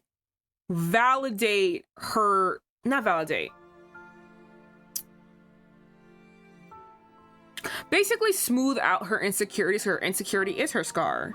She takes great care to like give that side as much love as the other side, if not even more, because she hides it and she hates it. So this isn't a regardless of her appearance thing. Her appearance is still very much beloved, so it's not even at the forefront of his mind. You feel me? Like, I feel like I'm talking in circles and not really getting to the point. No, I get it. Okay. I'm trying really hard to like not think up a second thought. I'm trying really hard not to think up a second thought so that we stop this tangent train. But I get exactly what you're saying. Okay. Yeah, and she understands it too, and he's just not getting it. He's a kid. He's very young. He doesn't understand it. He thinks what he's thinking is romantic, and it's really not. He just turned 10 5 hours ago. He thinks what he thinks is romantic. He thinks what he just said is the most romantic, beautiful thing you can ever say, but it's really not. Honestly, me reading Twilight at 13. Like, you think when Bridgerton, it's like the Penelope, like, not that even the Penelope season, the Penelope book, he literally said, I know she's ugly, but I love her. Like, that's fucked. That's literally what he said, and he really thinks to himself, like, wow, that's that's romantic. I fucking ate with that. And it's just like, you really did it. You really hurt her feelings.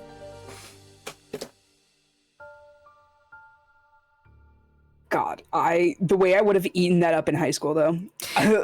That's what I'm saying, because we were all taught that was romantic, but like as you get older and then you have those finally being said to you, you're like, I don't like this. And then the minute someone says it to you, their actions kind of change. You feel me? Like, you start understanding when this is said to you, what that action means, how it feels, and you're like, oh, this is actually bad. Yeah, I'm there goes the tangent anyway. I'm going through that right now in therapy. Like, sometimes I'll just be sitting down and I'll have like a memory of my mom and I'll be like, oh yeah, we did this. And then I'll think about it from like the point of view that I have right now as a fucking grown-ass adult who's experienced life, and I'm just like, why the fuck would she do that to her 10-year, why would she say that to her like 14-year-old kid, to her 10-year-old, like why would she do that? Why would you say that?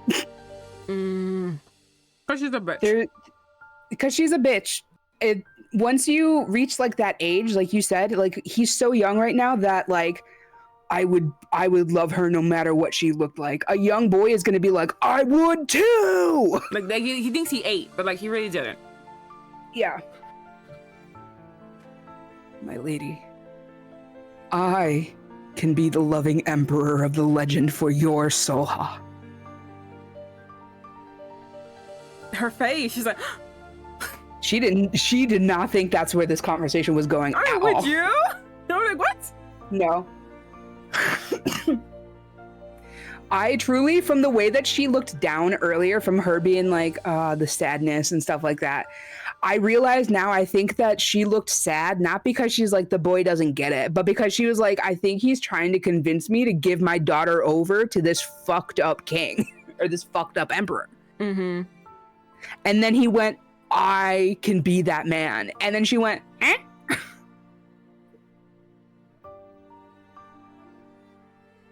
Read this, Her by the earrings way. are so pretty. They really are, but read this for a second.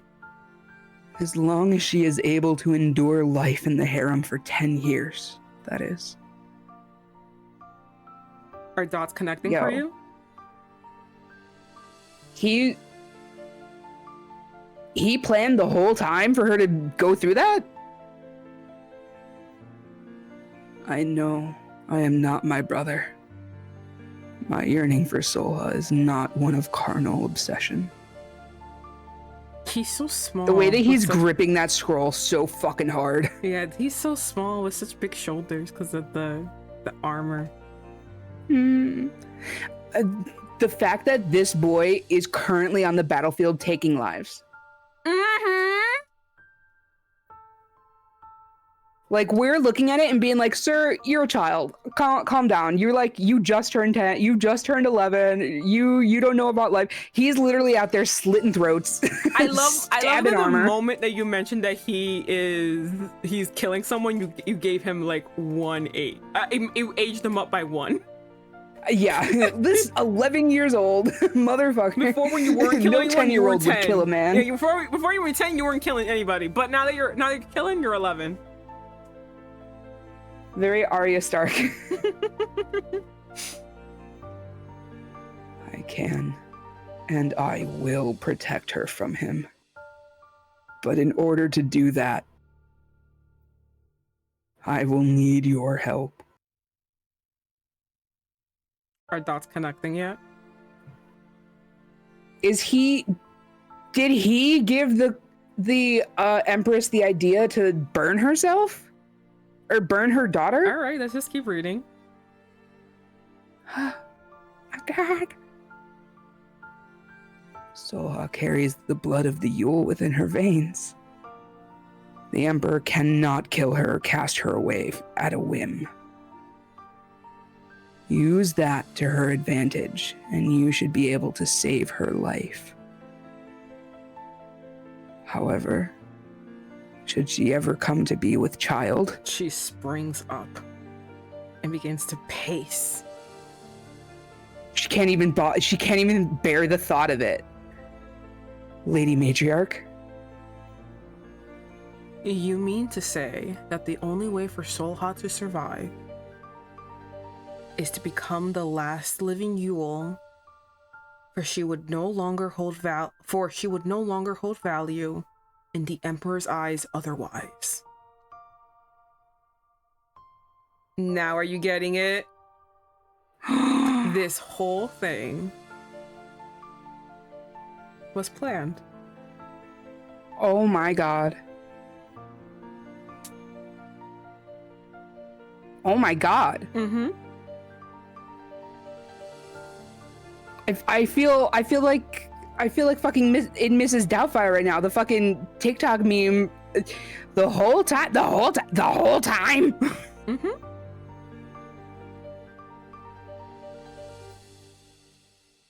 Am I to scar my daughter's face like the maiden of the legend?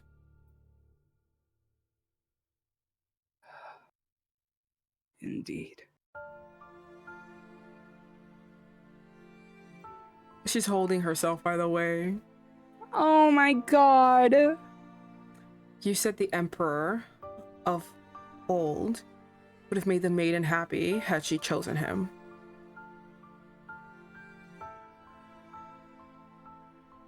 I trust you will keep your word, Prince Muon. No, I'm sorry, that's not how she said it. Gotta sit up for this. I trust you will keep your word, Prince Muon.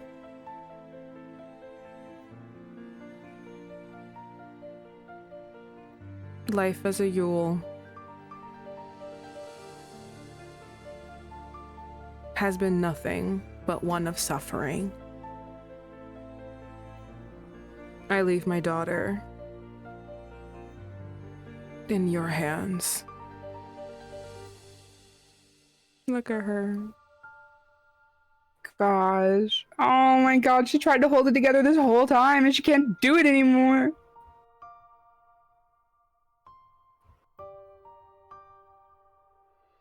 You need only to perform your part, my lady. Okay, I have a new hypothesis. Mm-hmm. I don't think that they're dead. I think that it was made to look like and make everyone think that they're all dead. I think he did a contingency plan where he got them out to safety so that when he's gets Seolha after 10 years, when his fucking long con game finally comes to a close, he can get her out of there and bring her back to her family. Can I spoil something for you? Oh man. They're all dead. Fuck. I'm over here like, you guys saw Kung Fu Panda 3, right? No, I'm so sorry. They're all dead. Oh.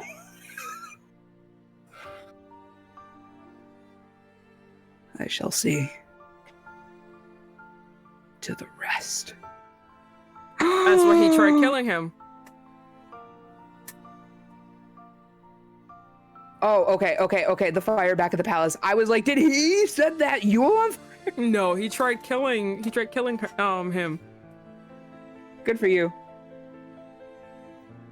He basically has been traumatizing this man ever since. Honestly, you know that TikTok that's like traumatize your parents back. Traumatize your shitty siblings back. So, what do you think about that? The revelation. That he's known the whole, that not only has he known, he's orchestrated it all. Mm-hmm. Does that change your opinion of him? No. And here's the thing, I said it so quickly because it did just kind of spill out of my mouth without me even meaning to say anything. It just kind of, but also, because I'm trying to think of it, right? And she would have been taken regardless. Mm-hmm. They have to say yes.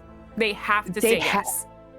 Yeah, there's like either they all die or she has like a plan of like that at least she lives, right? That she gets to live through. So it's hindsight is very 2020 that we can look at it now and see how things have played out, and after it's played out and we know that she's safe and he only has like a few months or a year left to that like 10-year thing. But like looking at it now, we're like, oh my god, he did all of this. Like if he didn't come see them, they probably could have gotten out. They probably, like, it's so easy to look at the hindsight 2020, but when you're living that life in the middle of it and you've already tried to kill someone and it didn't work, you gotta start thinking quick. Yeah. Oh, it just hurts. Yeah, I don't think Janice will like this, but like, yeah, he planned all of this. He tried to make sure that she was safe. And by the way, the whole 10-year thing, the 10-year thing already happened. Basically, I think they waited till she was 15 for her to be taken, right? Mm-hmm. Waited till 15. 25. Yeah, so now she's 25. 10 years later, he said you have to last 10 years. Mm-hmm. For whatever reason, I'm not sure what, but it was she has to last 10 years. in the palace. She did. She did. He came back because he wanted to get her. But yeah. So I would like to posit this in case anyone there is like, wow, this is really fucked up. I would like to posit this suggestion. Everyone said yes to killing themselves. Every single person. They were given it was less that they were slaughtered and they were given a choice. They literally all said yes to dying. I want you to posit that for a second. They drank the Kool-Aid. How horrible was their life that they all said yes? Even the Yules in captivity, which we overheard with the men fucking giggling and laughing, even the Yules in captivity, even the Yules kept in as slaves, killed themselves.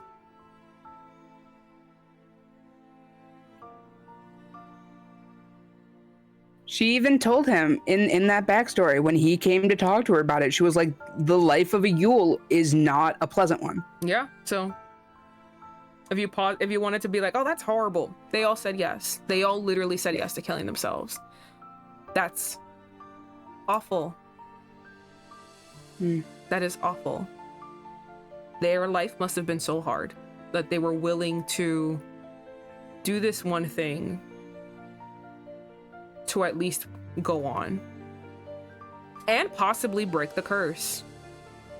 Yeah. They literally did this for a chance at breaking the curse. They won't even know if it's broken or not. They're doing this on a chance. That's how much their life sucks.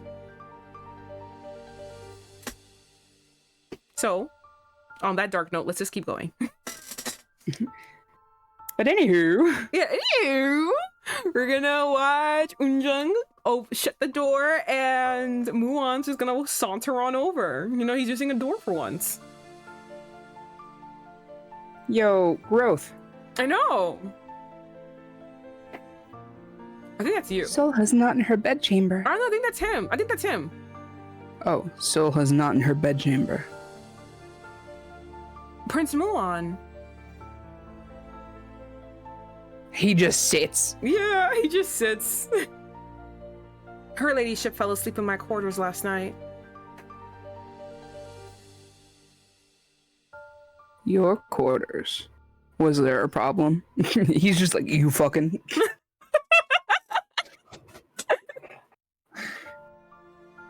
No, Your Highness. She seeks my company from time to time when her worries trouble her at night.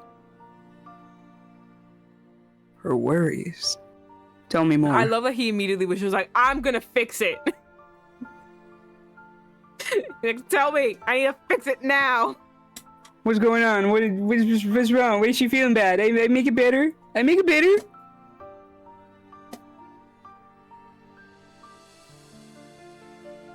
She heard some rumors. They say you were utterly displeased by the sight of her marred face, so much that her people did not take their own lives, but had been slaughtered by Your Highness instead. I know! That is like the worst thing to hear, and he's just like, bullshit. If we didn't get that backstory before, I would have been like, he's so callous. How could he like it? But he literally knows the truth. Yeah. He started the truth.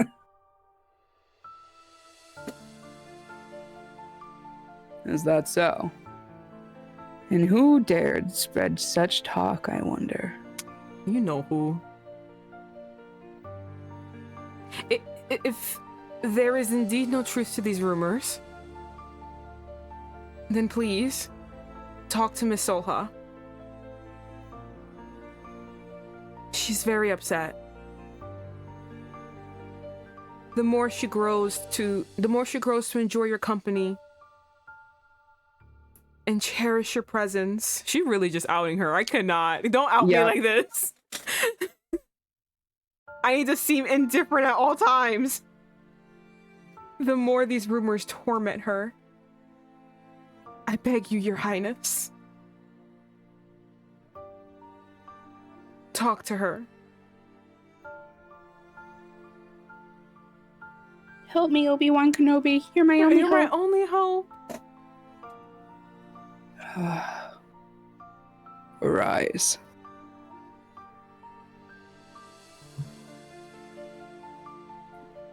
It won't do if Seolha sees you like this. Please, arise. I shall do as you wish. Oh my god. I know. He's so attractive. And to be continued. 9 left. I know. Here we go, here we go, here we go. Ooh, now we're getting to the nitty gritty, bitches. This episode contains material which some readers may find distressing, including references to suicide and murder. Reader discretion is advised. I'm so used to viewer discretion. And you know what? People are viewing this. Viewer discretion is also advised. Yeah, hold on. Why is this fucked up? What's happening? Why is this fucked up? I gotta fucking search it up for somewhere else. Give me a second. You want to take a quick break? Yeah, let me take a quick break. I gotta fucking look it up somewhere. Ugh. BRB, everyone. We'll be right back.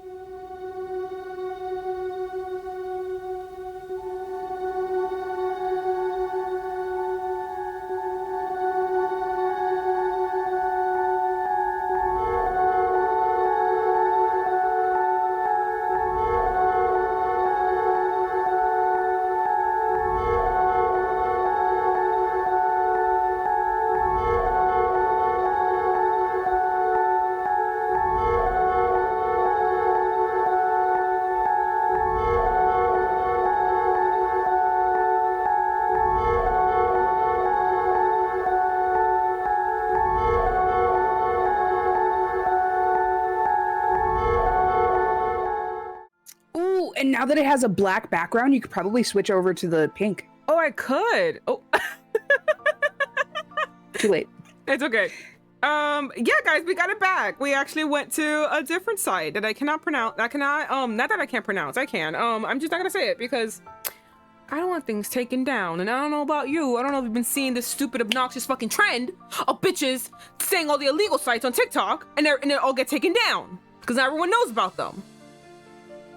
I remember when setting the sails and being a pirate used to come with some respect and knowing not to fucking post things in writing. Fucking Christ. Now, so many of my fucking sites are down. So many of my fucking everything is down. So it's like, I'm not gonna say shit. Y'all wanna look for it? You're gonna have to fucking look for it. I can't tell you where it is. Do you want to add the insult to injury? I went to one of those sites and it had fucking See You Again by fucking Charlie Puth playing in the background. And I went, this is just uncalled for. That's so mean because they just knew. They're like, some fucking bitch on TikTok ruined it for all of us. So absolutely not sharing where the fuck I got this from. Just know I got it. Support the official release. They support the official release, but your girlie's impatient. So we're poor. Yeah, and poor because Ow. where it actually is from, it's called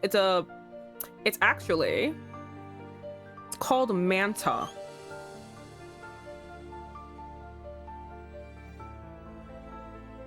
But I am poor.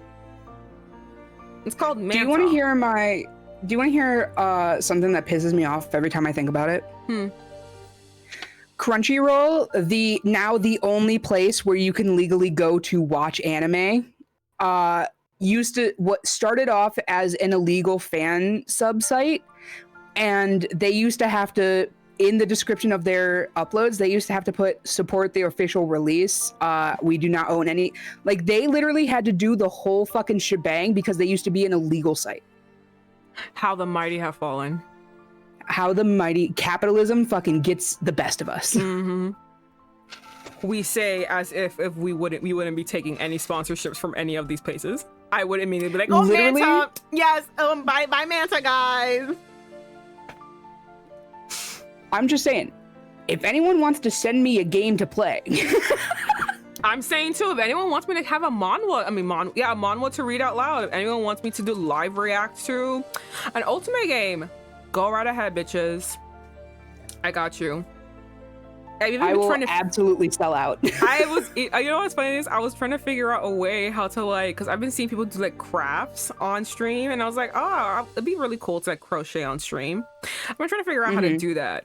But I'm gonna need a camera. I mean, I'm gonna need the camera to literally be attached to my boobs so I can fucking like stream. Oh yeah, you gotta get a not a tripod, but like a mantle for either your phone or your webcam to like put on your desk to point directly down. Yeah, God, I've been thinking about it because I do like crocheting, and if I can just like crochet while I stream, it'd be cool. And I can also put on, music in the background. It'll all be copyright claimed, but it's okay. Anyway, That's what happened to Alice. I just looked at my video uploads, and Alice got muted. Yeah, that's kind of like why I stopped playing for all the OGs. I stopped playing Coffee Talk because I kept getting muted. It was really annoying. I haven't finished Coffee Talk yet, which I do want to get back into playing Coffee Talk. We got a lot of backed up shit that we gotta do in this stream, guys. I'm keeping a list. We're never returning to Persona 4 Golden, so no one asks for it. No one has been asking for it, thank fucking Christ, but we're never going back to that. I'm finishing Persona 3 soon, and that's going to be the next one on Mondays. Cool. Is Persona 4 Golden. You're gonna find out real quick why I don't want to finish it. I'm like literally up to the golden part, and I was just like, I refuse. Burn in hell, bitch. Damn. It's because like the golden part, because they introduced a new character who, one, dresses ugly, two, is a raging fucking bitch, but not in the way that I like. Like, she's a bitch. Like, if she met the two of us, right? Oh, the pop idol? No. I like her.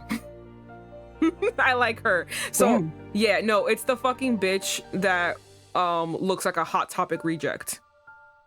Like, she's a fucking bitch. Like, if she looked at the two of us, she'd be like, why is your hair choppy? Yeah, exactly. We just met, by the way.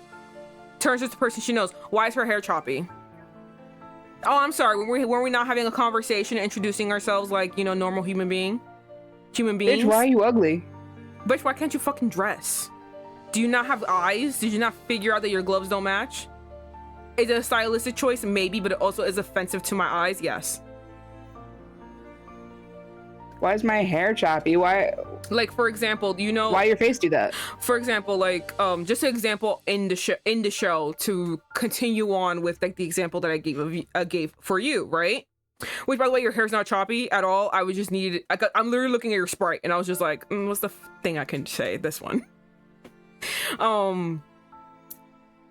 As in-game example to connect to the example that I gave for you, there's these two girls who names completely escape me, but it's the red girl and the green girl, the lesbians, right? They're going shopping. I don't know who invited the bitch. Maybe one of the other fucking bitches, because they're too fucking nice, but they invited the bitch. They're all shopping. She's being dissatisfied in the corner. And they're trying to rope her into the conversation by saying, oh, what do you think about this? What do you think about this? What do you think about this? And she looks at them and she says, is all you wear green and red? Yes, bitch. she doesn't even learn their name. She's met them so many times. She calls them green and red. Okay. Yeah. All right. Do you see what I mean? I see. You see what I mean? Yeah. Yeah.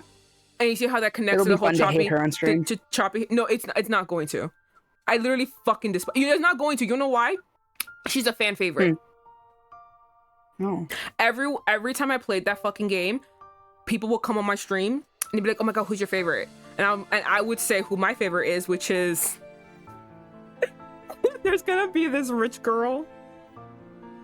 I love her. Me and Jennifer going Google Gaga for her. She's such a bitch. I love her so much. And they'd be like, "Oh, why?" And I was like, "Because she's so fucking mean and like so funny. Her quips are hilarious, blah blah blah, right?" And then they're like, "Do you not like?" Oh no! And then this girl comes up, and I'd be like, "Oh my god, I fucking hate this bitch." And they're like, "What? You hate her?" Every single person. Not one person agreed with me. She's a fan fucking favorite. So you're gonna meet people who are gonna be like, "Oh my gosh, she's so amazing," as she's actively dissing your faves. And you're gonna sit there and gonna be like, "Do you not see what I'm seeing?" Man. Yeah. So like, it's not gonna be fun to hate her on stream because basically you're gonna be fighting other people from their love. That's okay. Although I'm gonna say I did start playing it when I was a much small. I mean, I'm still a fucking small ass streamer. I am nowhere near as anywhere big, but like I was like starting out. So I played that game on stream. So basically, very few of my friends were on stream, or very few people who know me who like understand any of my humor or anything were on stream or like agreed with me were on stream. So basically I just had random people, which thank you all the random people, love y'all, you're the backbone of everything I do. But I had random people just come in, and then of course, like, I feel like when you spend like 10 minutes with me, you kind of understand the vibe that's happening around me. So like they were just like, "Why don't you like the girl that's mean?" And I'm just like, do you have like 30 minutes? Like, I can like stop playing this game and explain to you exactly point by point why I hate her. And they just would not understand.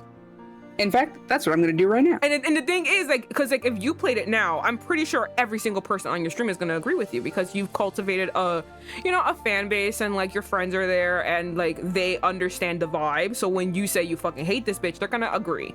But I had literally no one.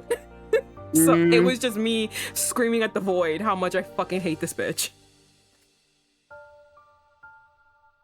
So yeah. It's not gonna be fun to hate her because she's annoying and basically everyone loves her. The one I'm not excited to meet again is Teddy. I love Sam Riegel, the voice actor who does Teddy. I fucking hate Teddy.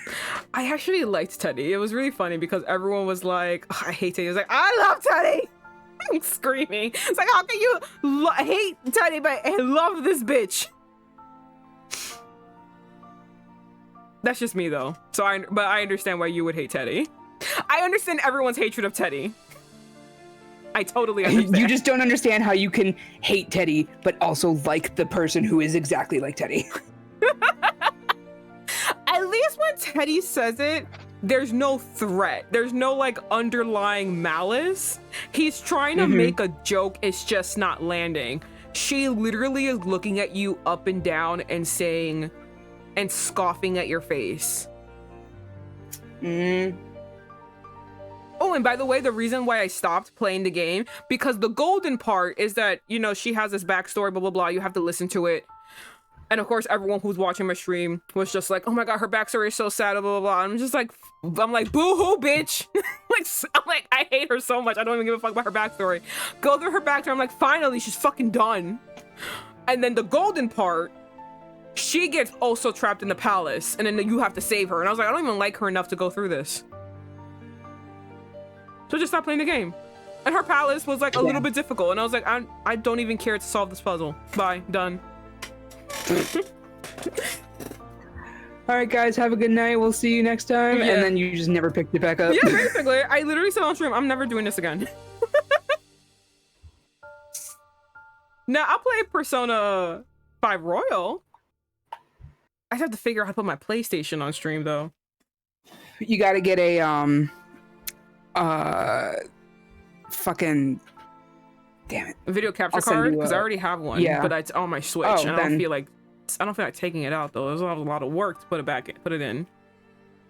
Oh, so many. Yeah, the only thing that you'd have to do then is buy a second one. Oh my god, there's so many wires. You gotta look at my setup. So many wires. Okay, anyway, back to I'm looking love. down at my own. Going back to the love and happiness that we were just feeling before I brought up the stupid bitch from Persona 4, Golden. God, I hate her. Oh, Yeah. and then by the way, to make it even worse, she does poetry, the dumbest fucking shit I've ever read. Worse. And we've read poems from Doki Doki Literature Club. Worse than the pink-haired girl's poems. More pretentious than Yuri's poems. Damn. Yuri's poems are pretty pretentious. Exactly. I still love Yuri. No, that's fine. That was for Gorgons, in case she's watching. Gorgons hates... I don't know if she hates Yuri, or if she just, like, doesn't get the hype around Yuri, and so she's like, if she asked me on stream, she's like, who's your favorite?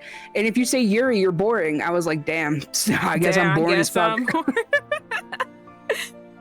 I mean, we all know mine is Monica, of course. Absolutely. I was just sitting there, I'm like, oh, she did all this for me. So happy, like, oh wow. Did my friends die? Yes. Am I in space? Yes. Does she love me? Yes. Is it now just Monica? Uh-huh. All right, okay, back to love. Flutter. She wakes up. He's in bed with her. He got into... Oh my god. Oh my god. Her boobies look so nice, by the way. We're always gonna point it out. Hi, Taiju. Welcome. Hi, Taiju. Welcome to Boobies. yeah, boobies actually. You just caught me at the moment where I was just like, wow, I'm admiring her titties. Titties are so nice. Titters. They're so nice. Tata's, oh, honest, they're so good. They're so pretty. Muon.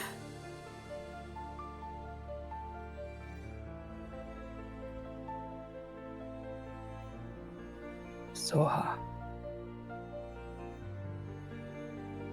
I thought I fell asleep in Unjung's quarters. You did. I carried you here in my arms. I'm lurking TBW. Okay. Okay. Thank you for lurking. Oh, by the way, I do have, I don't know if anyone still uses this. I do have this little thingy. Let me see if I can do this. Yeah, I do have these that tells you a little something about lurking. Gives you a whole little spiel because Twitch is really weird. But yeah, just so you know. But thank you.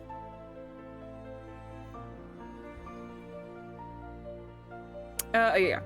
He carried her in his arms, Franky. God. When you hardly stir when you sleep, Seolha. Not even the shrieking storm could have roused you. Damn, she's a deep sleeper. I'm such a light sleeper. I would have woken up immediately. For me, it really depends on the night. Like sometimes if Alex just like gets up out of bed and like stands there for long enough, I will wake up and I will be wide awake for the next, I don't know how long. If I'm exhausted and I'm sleeping and I'm catching up on sleep debt and all of that stuff, I'm dead. The only way that you will be able to wake me up is if you pick me up and douse water on me.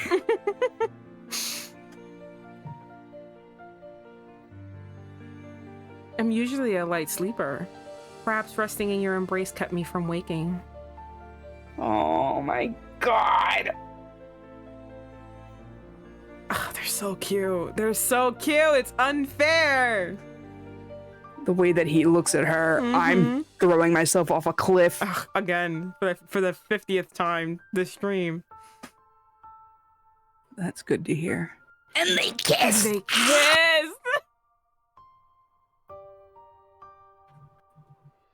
By the way, I love sleep dresses. I love sleep dresses. Those are my favorite things to wear to sleep. A nice nightgown. It's so beautiful. It's so great. Feels wonderful. I love all her sleep dresses, and I want them all. Every time I see her on, I'm like, damn, I'm jealous. I want one. Why are you so pretty? Why? Honestly, look at them smile at each other. Oh my god, he's grabbing her. He's cradling her head. There's something you must know. Go on. It concerns the Yule. And your mother. Oh, I just realized I have something else, which would be really, really funny to put in. So I don't know if anyone's knows. I have commands, and you just go like to my about me, my bio. I think that's what it is. I don't know. It's something on I forgot what it is, but there's a whole command center, and if you just like do this, which I'm gonna do to Franky because it'll be really funny. Yo.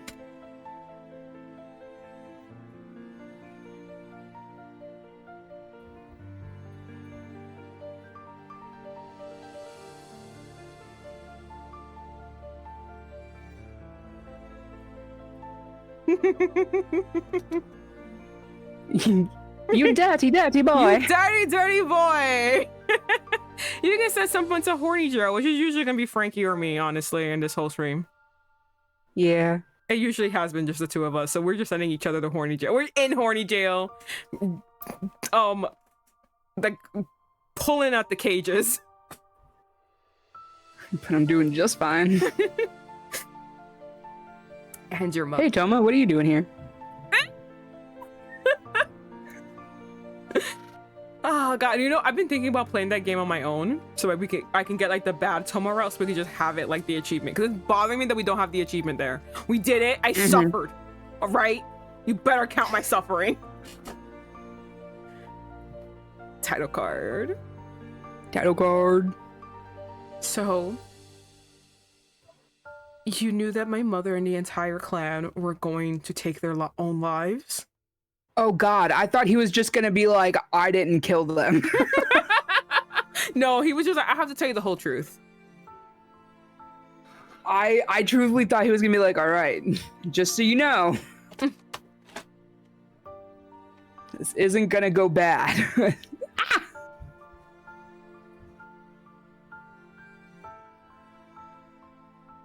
Yes. And you did nothing to stop them?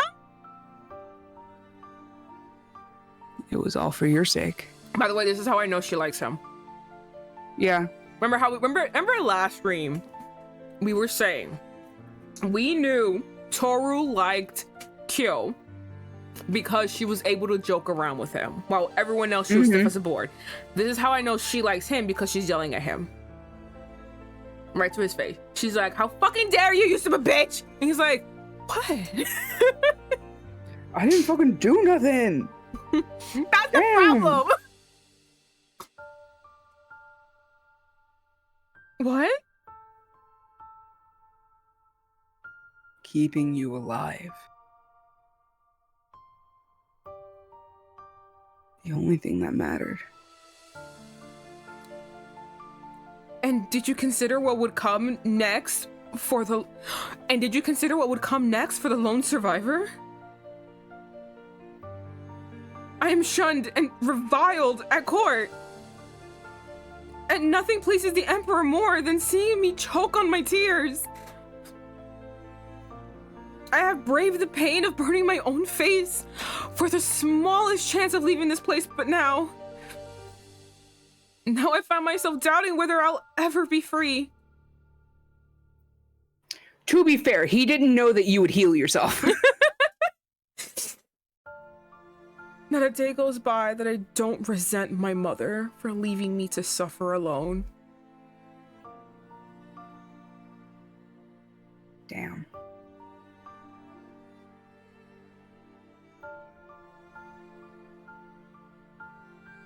It's true though, because I would assume, even though like, okay, she didn't know, right, that burning her face would save her in court, at least not get raped in court. She is getting still sexually traumatized, just not physically sexually traumatized. There is no real difference other than she's not being violated physically.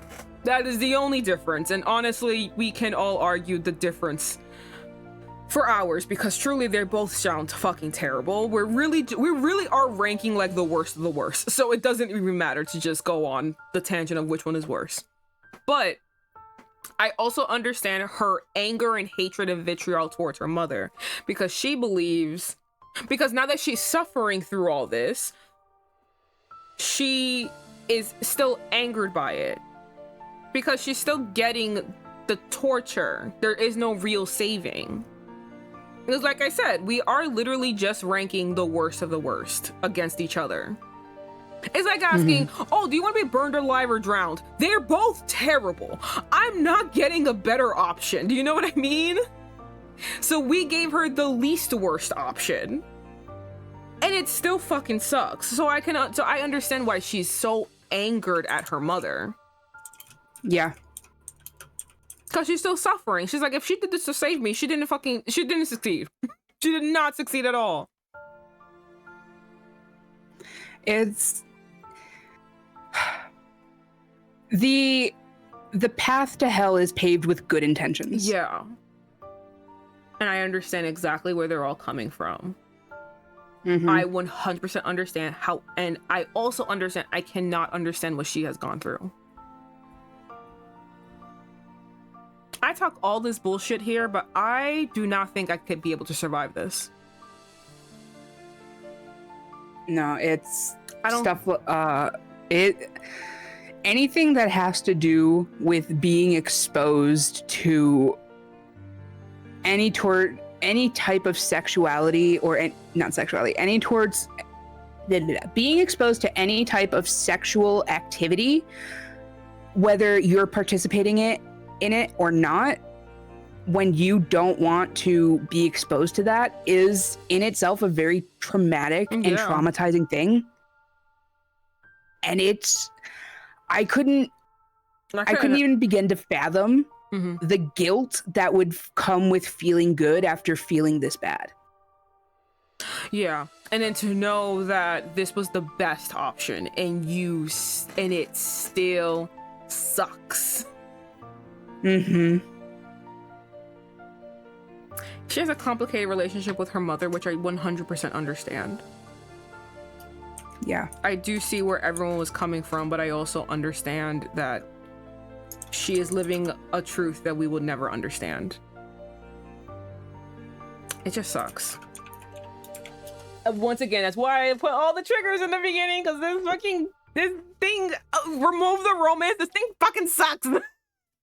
This mama fucking sucks. Oh, did you say your line? Oh no, not yet. Seolha. But that's not the worst part of it. For all the blame that I place on her, I find myself selfishly praying for my life. Whenever I hear that another Yule survivor has been found somewhere.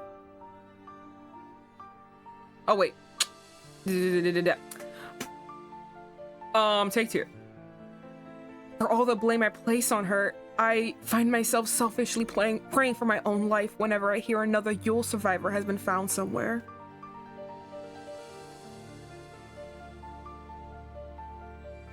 Your company has granted me some respite, but there is no changing this cruel reality. The day the Emperor finds another Yule to replace me is the day I die.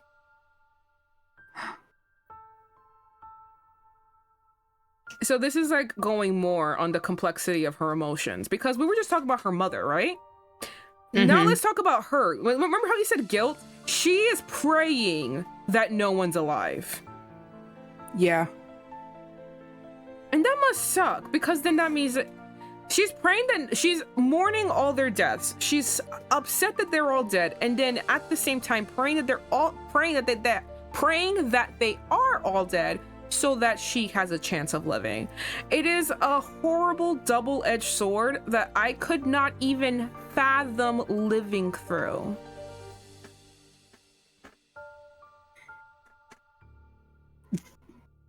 The guilt specifically of being like, I want someone, when I get free, I just want someone to be out there waiting for me.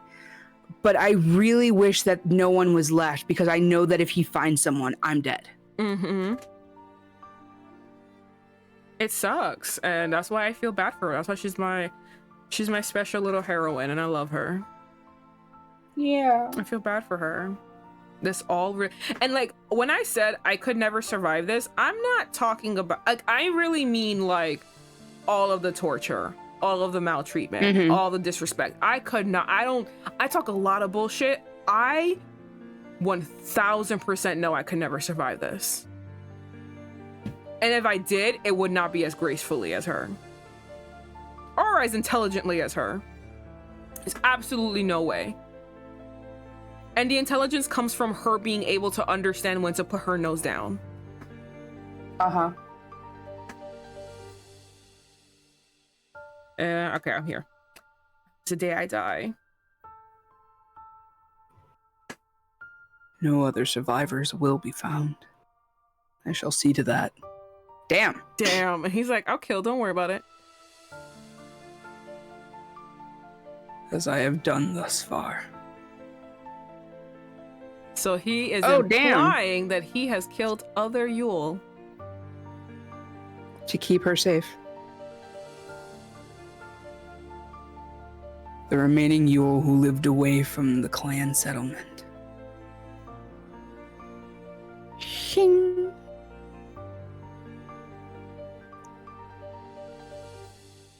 I love the reenactment I love the imaginary reenactment for her. Yeah.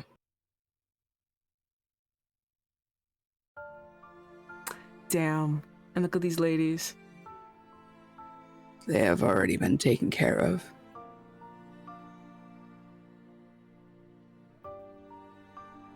That is how it's always been, you see. The whereabouts of each survivor reach me. And I am the first to arrive and slay her. I just want to keep you safe. Enough! Oh God, I feel bad.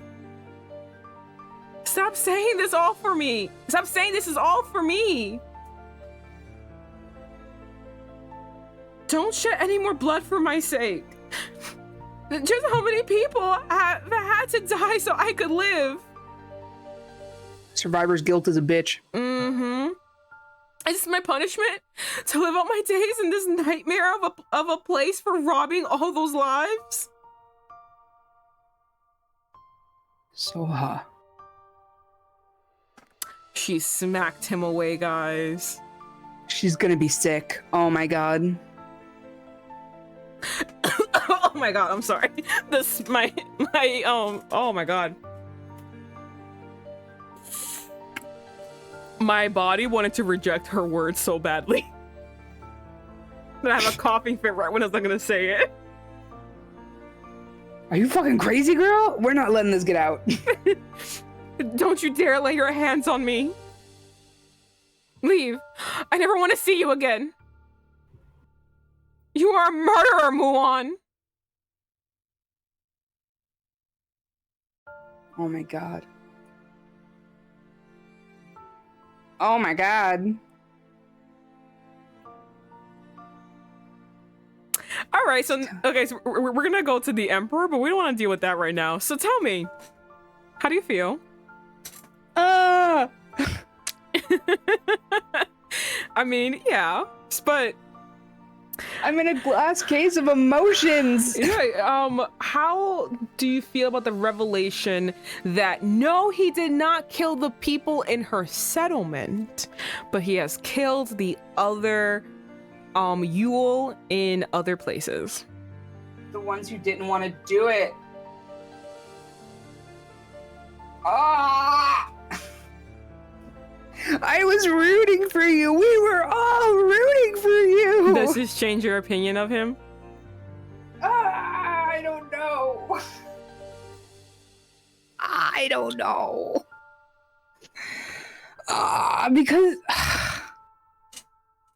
Because on the one hand, he's right? Like, she went, I'm so scared that they're gonna find another one alive because that means I'm dead. And he reassured her that that would never happen. But he also shouldn't have reassured her that that was never going to happen, because now, oh my God, the revelation is that he's just gone there to kill them. And he's like, it's all been to keep you safe. Why would you think telling her that is a good idea?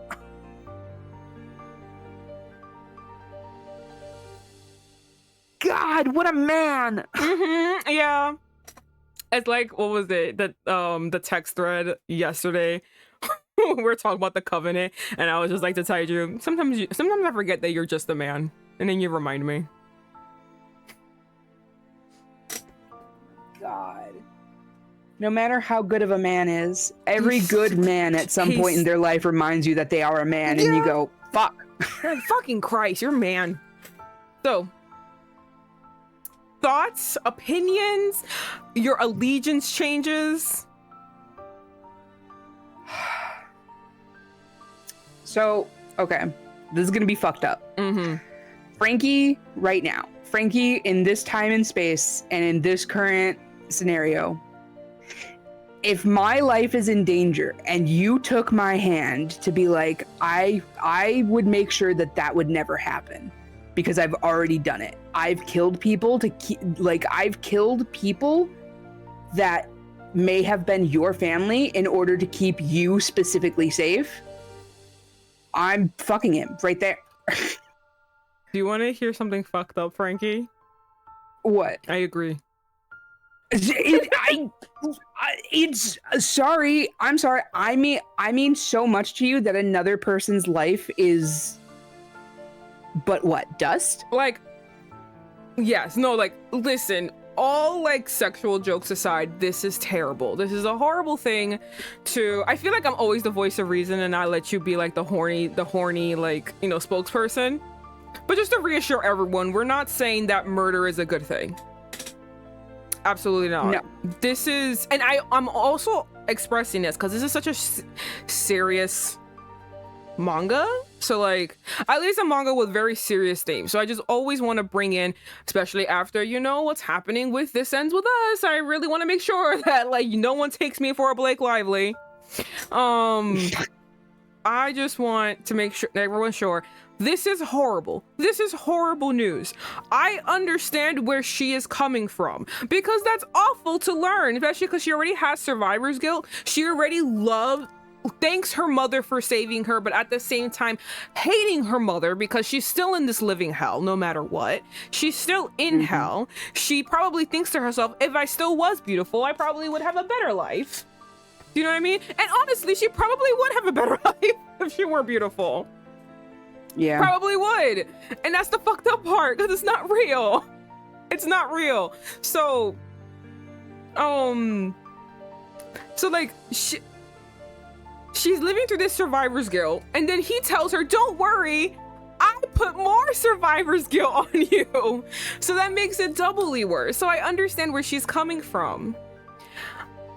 And though I'm not in her plight, like I said, if I were in this situation, I could not be able to survive. I am not like her. I'm a weak bitch. I would not be able to survive this. So the very idea that like someone has been looking out for me, but in the shadows would be to me, and how I'm reading this and taking this is so comforting. Someone has been watching over me. Is it fucked? Yes. But am I in a fucked position already?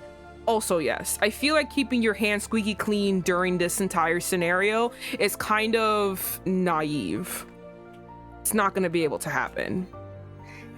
It's like the perfect victim scenario going on right now with Gypsy Rose Blanchard. Like, I don't know if you've been seeing this at all. I know but, like, everything about Gypsy Rose. just the people who are like, but I've seen the crime scene.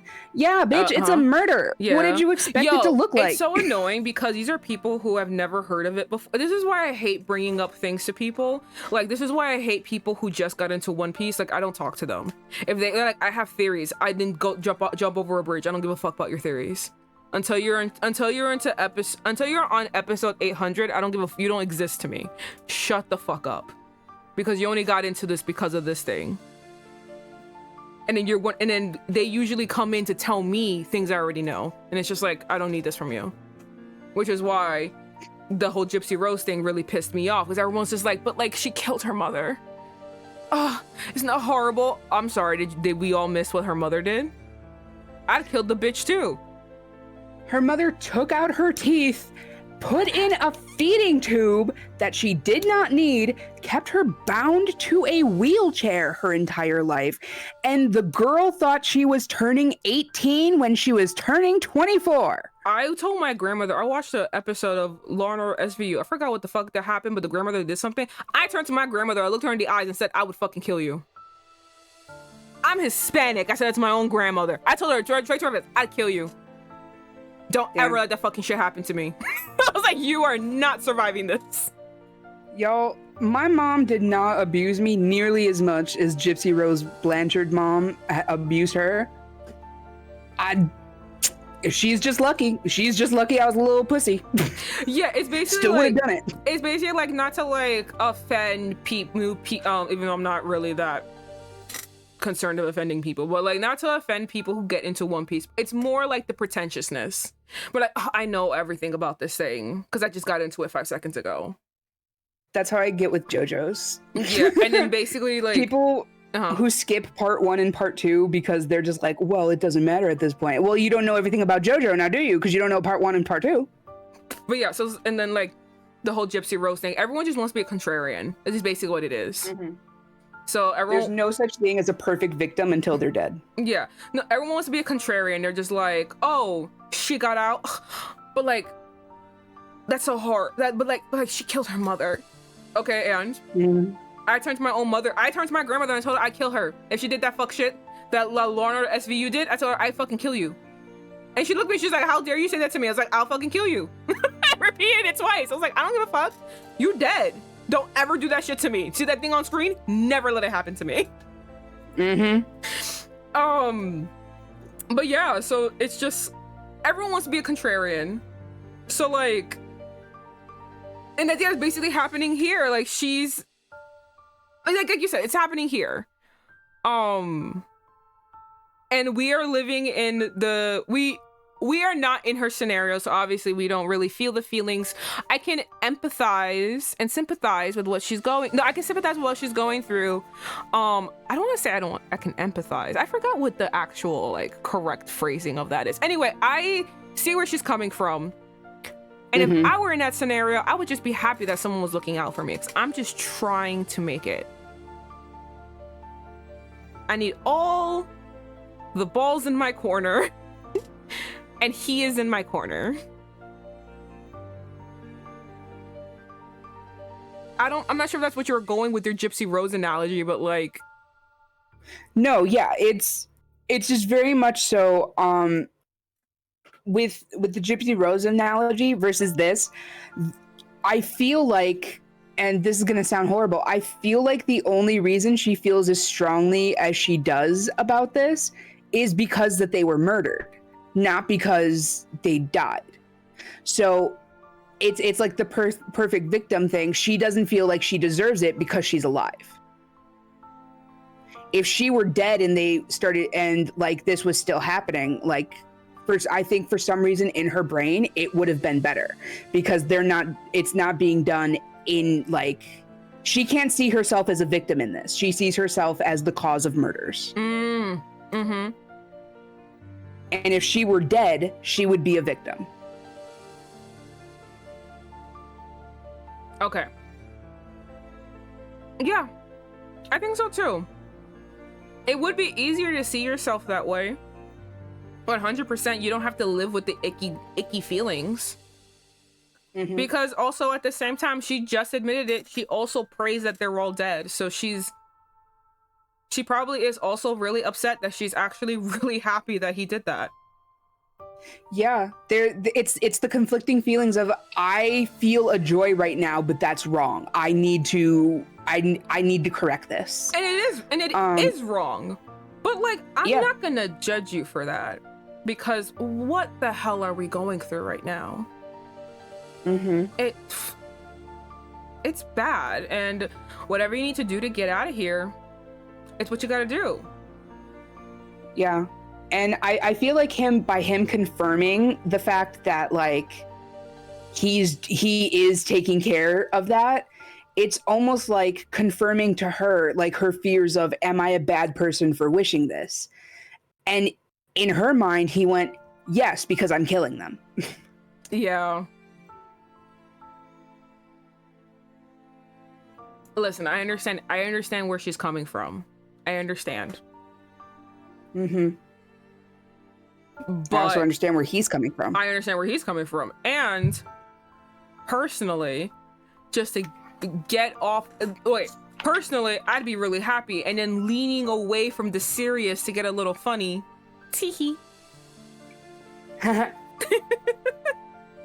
Yeah, you're right. Teehee.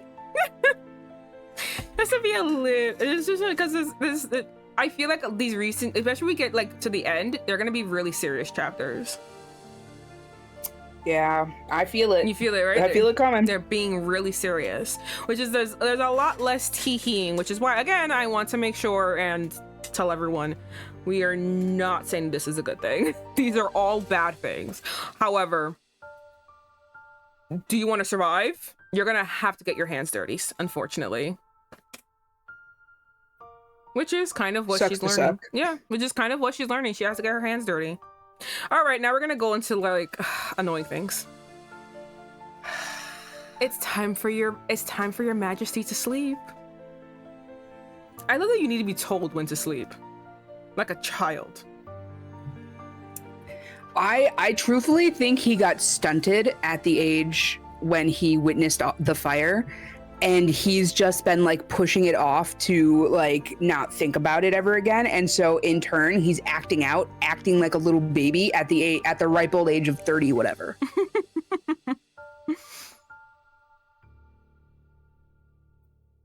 So the old wench. It's a big ass bed. I know, I'm fucking jealous. What a cunt. Doesn't deserve it. Has feelings for my brother. It's so funny being nice to a person can truly do these wonders for you. I know he had a waitress smile at him and he gave her his number and was like, call me. And this poor woman was like, what the fuck? Strokes his face. Dead eyes. Right? Oh, God. And opens her legs for him day and night. I mean, she only did it once. No, she did it a few times, but... He doesn't need to know that. But... you never ask her to? You see how he's complaining about something that he actively rejects? Yeah. He's like, oh, I could never have sex with you. She's having sex with someone else? How could she? Like, what do you mean? What do you mean, sir? Me as fuck. No, I don't like you and I don't want to date you, but I also don't want you to like anyone else. Stop. That brazen girl. All I need to do is take her and put a child in her belly. But that face of hers. Oh, he's reminded of this, that's why. Mm-hmm.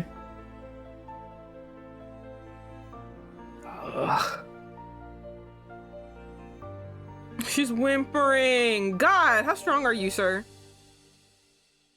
Eunuch. Yes, your majesty.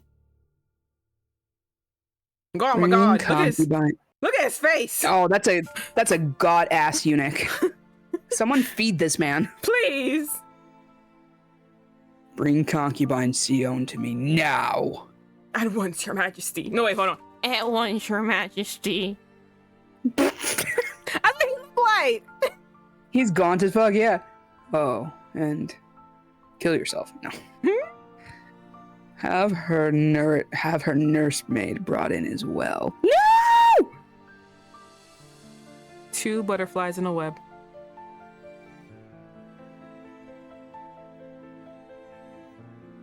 That's you. Oh, man. Unruly wives must be disciplined. To be continued. What a cunt. Yeah. Oh my god. Yeah. You know, if we stop reading here and we never pick this up again, we could pretend that they lived happily ever after and they got out with the nursemaid and they all I'm gonna need you live to keep happily reading. ever after, and they actually found the other Yule that he didn't kill. I'm gonna need you to keep reading. I can't tell you what the end is, but you will be satisfied, and I need you to keep reading. I will tell you this, you will be satisfied. Okay. This is a work of historical fiction. Oh, you remember that? Hail the Emperor. Oh, hail the Emperor. The Lord of 10,000 years. Oh my god, look at his fucking face. Oh, why are you sitting like that? Why are you sitting like that? Why his face like that? Oh my god. It's just so wild that your brother is so fucking hot and exudes sex, and then you're just there. I don't know what went wrong. You guys are twins. I don't know what went wrong.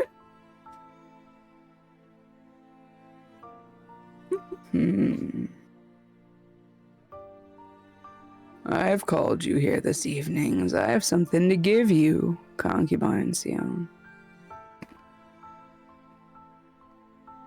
Your Majesty honors me. Here. A gift. I thought he started feeling her boobies. Oh my god, imagine! I would cry.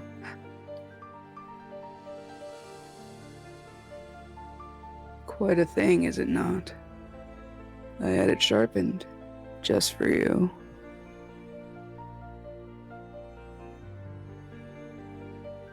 Tonight, I shall instruct my favorite concubine in the way of the blade.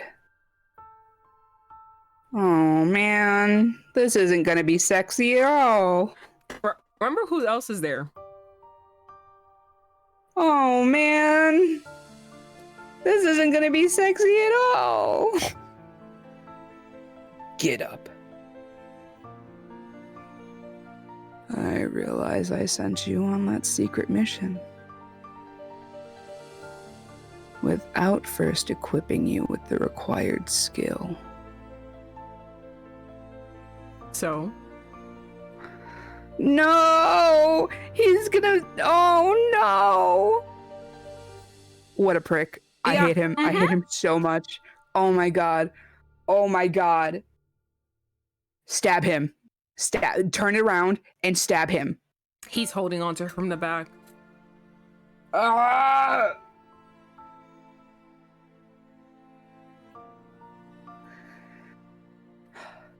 One cannot hope to kill their target without knowing how to wield their weapon. Take today's lessons to heart. Take today's lesson to heart and remember it when you perform the deed. It's just so annoying. Because once again, in the last chapter, he was like, I cannot believe she fucks him.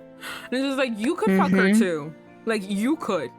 If you were just nice to her. Right. Like, you know, like, remove the niceness. You literally could. Because you are not above raping these women.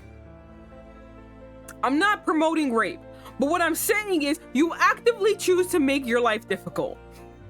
And I don't understand why. Because you want it so much. She's right there. Contractually. I don't understand, guys. Contractually. I really, really hate her. Right. I want to I really like her too, and I think about her all the time and talk about her to everyone I see, and also like think about her, and then like I smell her perfume, and I just like, bruh, she's contractually obligated to be here by law. And you still are like, there's just the thing between us and I can't have sex with her. When you were nice to a man at work and he keeps coming back because he thinks that you're flirting with him. Yeah.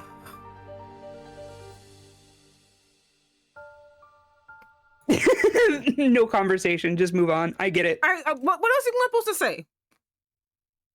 No, it's the fact that you just knew that we just shared the and we went on with our lives. What was I supposed to say? We've been 3 hours going on about how this guy's fucking weird. We went to extensive detail to explain how this man, by contract, by law, has won. He has the woman he wants. He has the harem he wants. He has everything. And he still puts his own self in a bind to not have sex with her. And I'm saying that because I don't want to say the R word over and over and over again, because that's what he does. Yep. So I don't want to say that, but he literally could, but he's actively like, no, it's because your face. And it's just like, why do you want your life to be harder?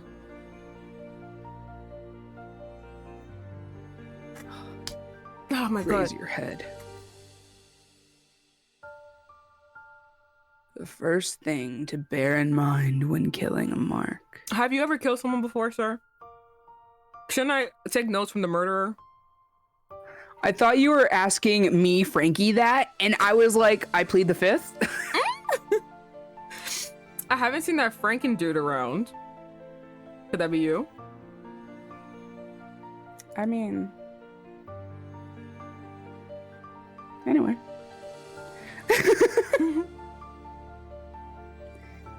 Is to grip your weapon firmly, like so, and aim for the throat. Look at her.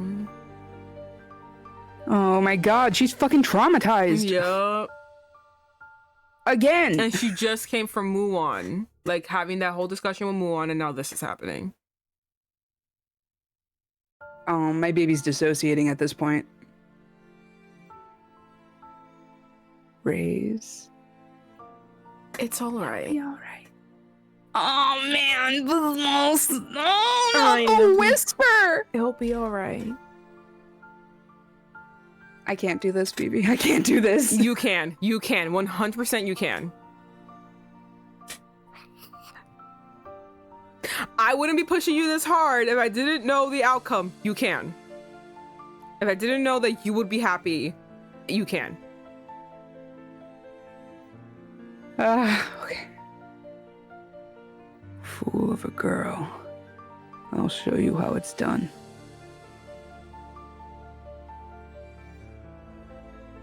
Like this. I would usually have you guess, but I'm gonna just show it to you.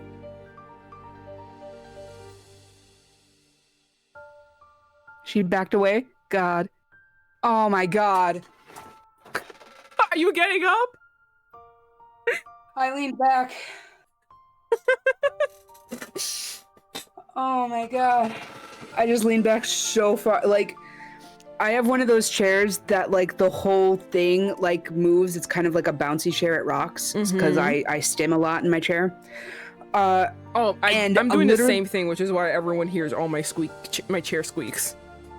Literally, all of my weight, I just, oh my God, leaned back and my whole chair just, oh my God.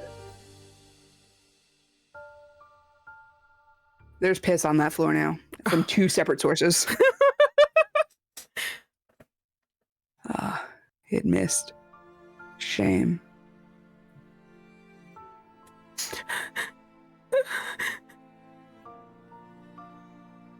Again, aim carefully this time and... Clang! Mercy, Your Majesty! beg your forgiveness. I shall commit myself to your order at the first opportunity. So please allow me a little time to... 15 days. In 15 days, a grand hunt will be held. And the unfortunate accident will befall the prince on the very first day. Hunting grounds are not known for being safe, after all. But I fear my brother is resilient man. I fear my brother, the resilient man he is, will not succumb easily. So it falls unto you to ensure that he takes his last breath, concubine Seon. Kill him and run. The guards will not give chase. But for your own sake, do not fail.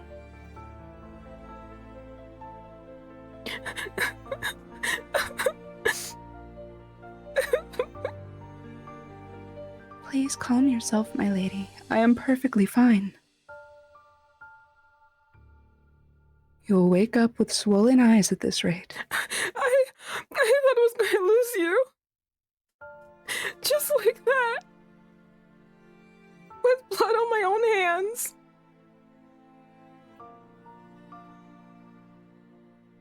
Miss Seolha. Oh, I said that like Spanish for some reason. Miss Seolha. I know, I do the same thing whenever I see her name.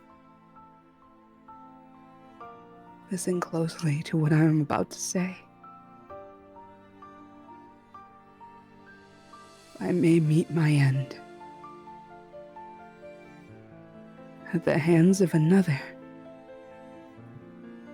Know that it is not your fault and must not put blame on yourself. Nor should you seek to avenge me. I do not wish to be the yoke that keeps you from happiness you deserve. Just open sobbing. Don't say that, Eunjung. How can I ever be happy without you? I don't need Muon or anyone else. All that matters is I have you. I won't fail, I promise. We'll leave the palace and find happiness. I swear it. So let us focus on getting out of here alive. Together. The door is open. He's gonna be listening. The door's open. He's gonna be listening. That night, I had a dream that filled me with indescribable joy. In it, I was chasing a yellow butterfly. For all the feet people out there. Ayo.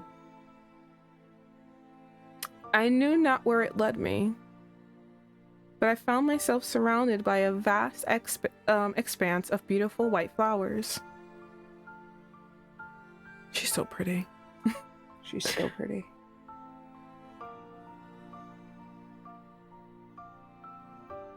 It was only when a soft breeze scattered the petals into the sky that I realized this field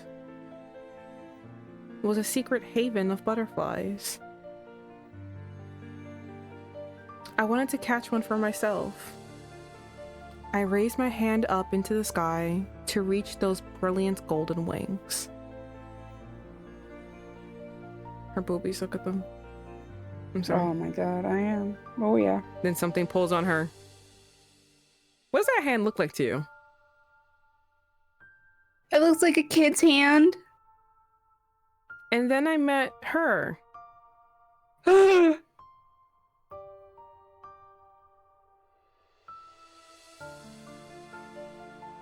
giggle was clear and musical.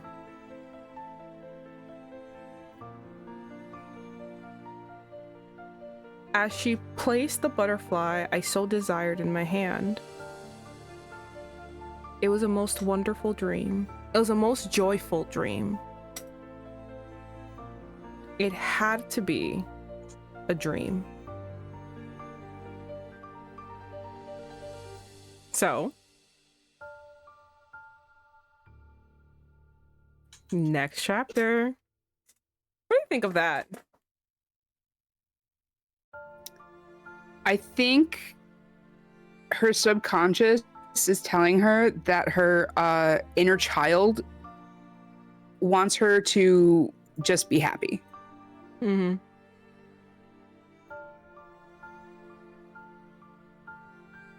Okay. I do think so, that too. Oh man, I know I got it wrong. No. I do think so that I do think that too. However, there is a thing about people dreaming about children.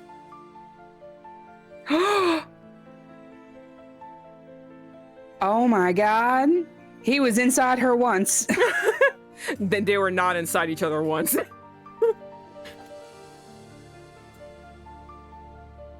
Oh my god, this is an awkward morning tea. It's implied, by the way, that they have sex multiple times.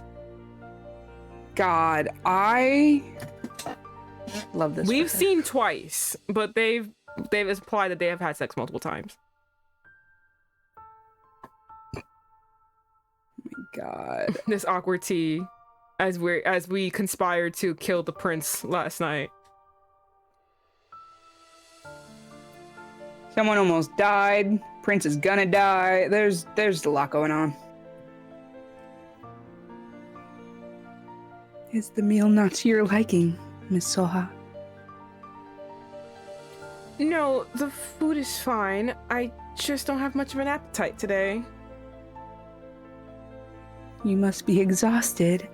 Fatigue can do that. Is there anything else you'd like? Pomegranates, perhaps? I find him craving them all of a sudden. It's because they're good.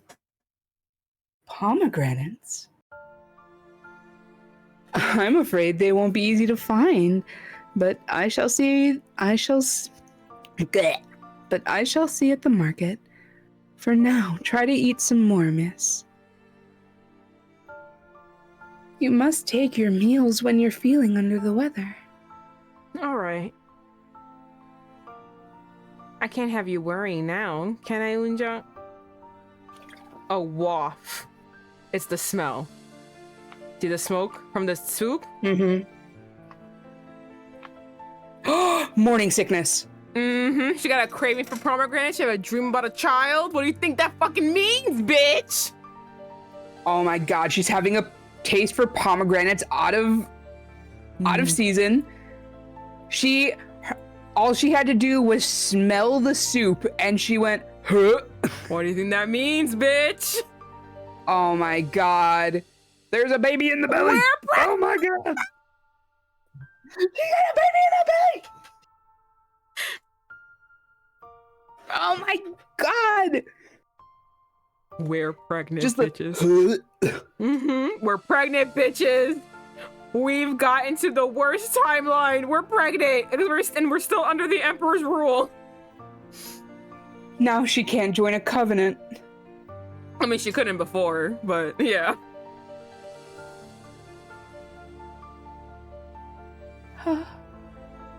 Miss Seolha, have you bled yet this month? Unja's on it. She knows. No, not yet. I'm late by about 10 days. 10 fucking days. Yeah, you're not even worried? I'm late 2 days and I go, I need a pregnancy test. I'm a lesbian. I'm having sex with a man. I'm not a lesbian, I'm bi, but I'm very female leaning. Except for when there's just a nice man who looks like a lesbian. I will say though, my girlfriend does have the equipment to get me pregnant. Okay. So all right, never mind. we do wrap it up. All right, never mind. You're not having sex with a man, but you do have the ability to get pregnant. I'm not having sex with men. but I do have the ability to have a scare. And sometimes if I'm late by like 2 days, I'm like, I know that we wrapped it up. I know that we do every single time. I know that we have never not been safe, but I also know that this is 99% and nothing is 100. I want to take that back. I feel really, I didn't know, but I do feel really bad. I'm gonna take that back. And we can rewind time to take back what I said before. Okay. I do feel really bad. I didn't know, but like I felt bad. I was like, what the fuck you talking about? I was like, oh wait, I'm dumb. Of course. Vivi, oh wait, that can happen. I'm so stupid. I'm so sorry. No, it's okay. Me once, but like the opposite way, because I once saw a trans man get kicked in the nuts and I was like, oh my God. And he went, what? You're like, oh wait, hold. Oh, that's right, Packer. Okay, never mind. I was gonna say something because I immediately triggered a thought that I learned from 90 Day Fiancé about like basically the equipment there for trans men, because a trans man, by the way, he was gorgeous. Gabriel was on 90 Day Fiancé, and by the way, I just want to say he wanted top surgery, and I was like, why? They're not like big like us. They were like pecs big, and he was like, but they jiggle. And I'm like, that's the best part about them. Yes, Gabriel, please, you got the jugs that we all want that we're all talking about.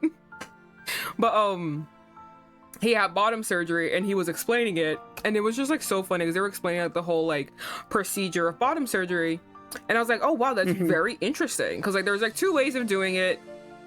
Okay, I'm not gonna say that I know 1000%. This is what I learned from a doctor on 90 Day Fiancé and what Gabriel, a trans man on 90 Day Fiancé, has explained. So it could be not totally like this, but what he explained was there's 2 ways of doing it, right? You could have like like for an erection specifically, you can have like a pump on your balls so that you can just like pump it so that it can just get, you know, erect, or you have a permanent rod there. Yeah. Right. So then I was like, oh wow. I'm like literally thinking about the mechanics of this. I'm like, how the hell are we doing this? The body's truly an interesting thing. So I'm like literally like, oh my God, how the hell are we doing this? But to make it funny and stop making so serious, Gabriel turns to his fiance, and then he's like, because he already got bottom surgery, but I forgot what exactly he got. But anyway, he got bottom. Oh no, he got the option to not get an erection. Right? So he goes to his fiance and he's like, do you ever think that I should have gotten the erection option? And she's like, no, you're trying to kill me? And I was like, Gabriel, what? Wait, hold on. Are you telling me, Gabriel, that you're always stiff as a board without it? And she's like, and she's being impaled 24/7. I was like, God damn, Gabriel. I was like, God damn, Gabriel. You're talking this to just makes me wonders. think that Gabriel is very well endowed. That's what I'm saying. I'm like, Gabriel, God damn, your surgeon did well then, without any of the extra equipment. Damn, Gabriel. Okay, I see you. That's what I'm saying. I'm like, bitch. But yeah, he was like, I was like, obviously, I'm not gonna tell someone to not get a surgery they want, but I was like literally staring at his, like, I'm talking about, they were like pecs, but they're like the big one, like the big pecs, you know, the ones that jiggle, you know, the ones that everyone want, the ones that everyone thirsts over online, right? And he's like, yeah, I want to get top surgery to remove all this jiggle. And I'm like, Gabriel, please, you got it. You naturally have it. You have what everyone's working for. Like the whole, like the Olympics when that man was massaging the gymnast's chest, and it was just like all the chesticles were moving. That's you, Gabriel. What do you mean? And I'm like sitting here, I'm like, Gabriel, I don't understand you. You have it. You have the perfect everything, and you just want to get rid of it.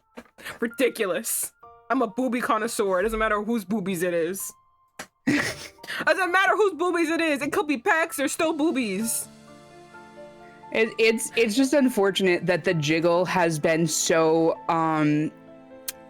it's been placed upon like a feminine thing that even like people who are like, I know that men's pecs also jiggle, the best part but about to them, have yes. a jiggle means I have like it's like titties, and so I can't have that. It's got to be hard and flexed at all times. Just like, no, Gabriel.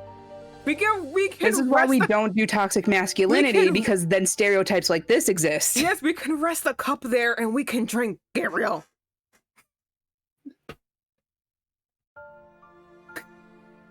But yeah. Anyway, she's pregnant. Yeah, she's pregnant. This girl's pregnant. Have you been feeling nauseous or lightheaded? Yes. Quite often, in fact. Unjan's gonna fucking kill herself. Miss Seolha, when your late mother was pregnant with you, she too had cravings for pomegranates. Damn.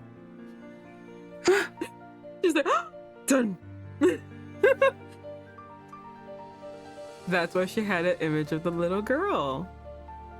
Remember, she's always gonna have a girl. She's always gonna have a girl. That's why it was a little girl. This is giving Charmed. This is giving Phoebe from Charmed. No, it can't be. That was a conception dream? I think they have it here. Dreams that are said to foretell the conception, gender, and destiny of a child in Korean mythology. I will say, I don't think it's a Hispanic thing, but I do think it's like just a thing in general that like when you having a dream about someone being pregnant, you're just like, oh, someone's pregnant. Like having a dream about a kid, like, oh, you're pregnant. Yeah. It's just like when you have a dream about someone who's passed on, obviously they're here to give you a message and to tell the family not to worry about them anymore. Yeah, it basically is a thing. I just don't know where it came from, but I just know it's a thing. Seolha, may I come in? Low ponytail too. He knew. Okay, if the Genesis was here, he was like, I'm trying to get her back. Bitch. Bitch. Bitch. Bitch. I love how I stopped talking too. I was just like, oh, he did not just bring that. Okay.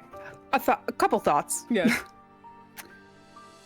Unjan literally just went, oh, it's going to be hard to find those.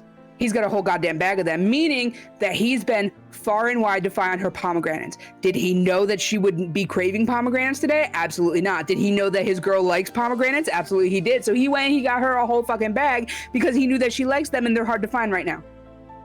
Yeah. And he came in with the low ponytails to seduce us, to butter us up. It fucking worked. If Janice was here, she'd be buttered up because of the hair. She's like, wait a minute, hold on. He's buttering us up. I'm deceased. I'm dead. There they are. There they are. The tainted half. By the way, got all the men to bring other stuff too. By the way, there's only 8 chapters left. I know. I will say, if you want, we can stop after this one. So that way, oh yeah. So that way we'd only have 7 chapters left and keep with the motif. Yeah, we can keep doing that. Yeah, that way. I was saying, if you were tired, we could stop. You were streaming before, so we're tired. We can stop after this one chapter. That sounds good. Alex will be home soon. We'll make dinner. Okay, perfect. My migraine has still been lingering, so I will have to like lie down. I've been having a migraine all day. Not all day, but like right like at 5, just for everyone who like casually cares, I guess. A migraine just started, and usually I can like take Excedrin, I can like treat it, I can like do something. And sometimes, honestly, when I have a migraine and I still stream, it kind of like goes away. I like wait for the migraine. I wait for like the pills to like work and blah blah. This is obviously my stream, so I have to do most of the talking, which is fine, totally fine. And I'm not saying that to be condescending, totally fine. So I have been talking a lot more, which probably is not helping, but It's just still lingering, so I just kind of want to slide out. I will have to lie down at some point to be like, okay, fine, body, you win. I will relax. Does caffeine help you at all? Sometimes no, sometimes yes. Oh god. So I have to toss up. Yeah, so I have to just rely on the Excedrin, which is usually supposed to work. Usually works all the time, but I think because I'm being stimulated by a computer, lights, talking, excitement, headphones, yeah. By the way, he brought other people to bring stuff. He didn't just bring pomegranates. Even if he did, that would have been enough.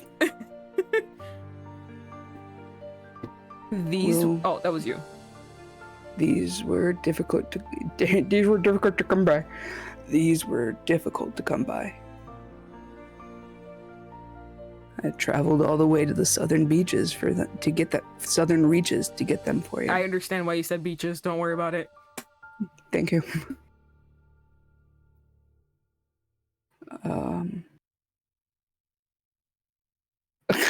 She just slammed it.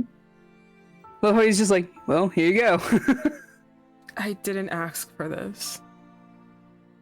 But the point is you didn't have to. Oh, why must you trouble me so, Muon? Please, just leave me be. God, it hurts my heart. He just wants to see her happy. It hurts my heart because, like, she means it, but she doesn't also. It's coming from a place of survivor's guilt and happy to just have made it. Man. And now having to recontextualize herself, like you said, she's no longer the victim. She is the cause of the pain. She has to recontextualize herself in this point. And she just got the double whammy of the Emperor also fucking with her. And now she has realized she's pregnant. Literally everything's crashing on our girl. She got 15 days.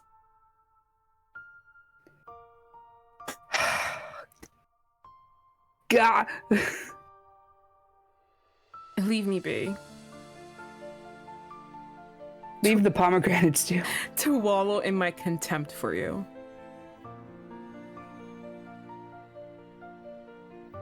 The blame is entirely mine, Seolha.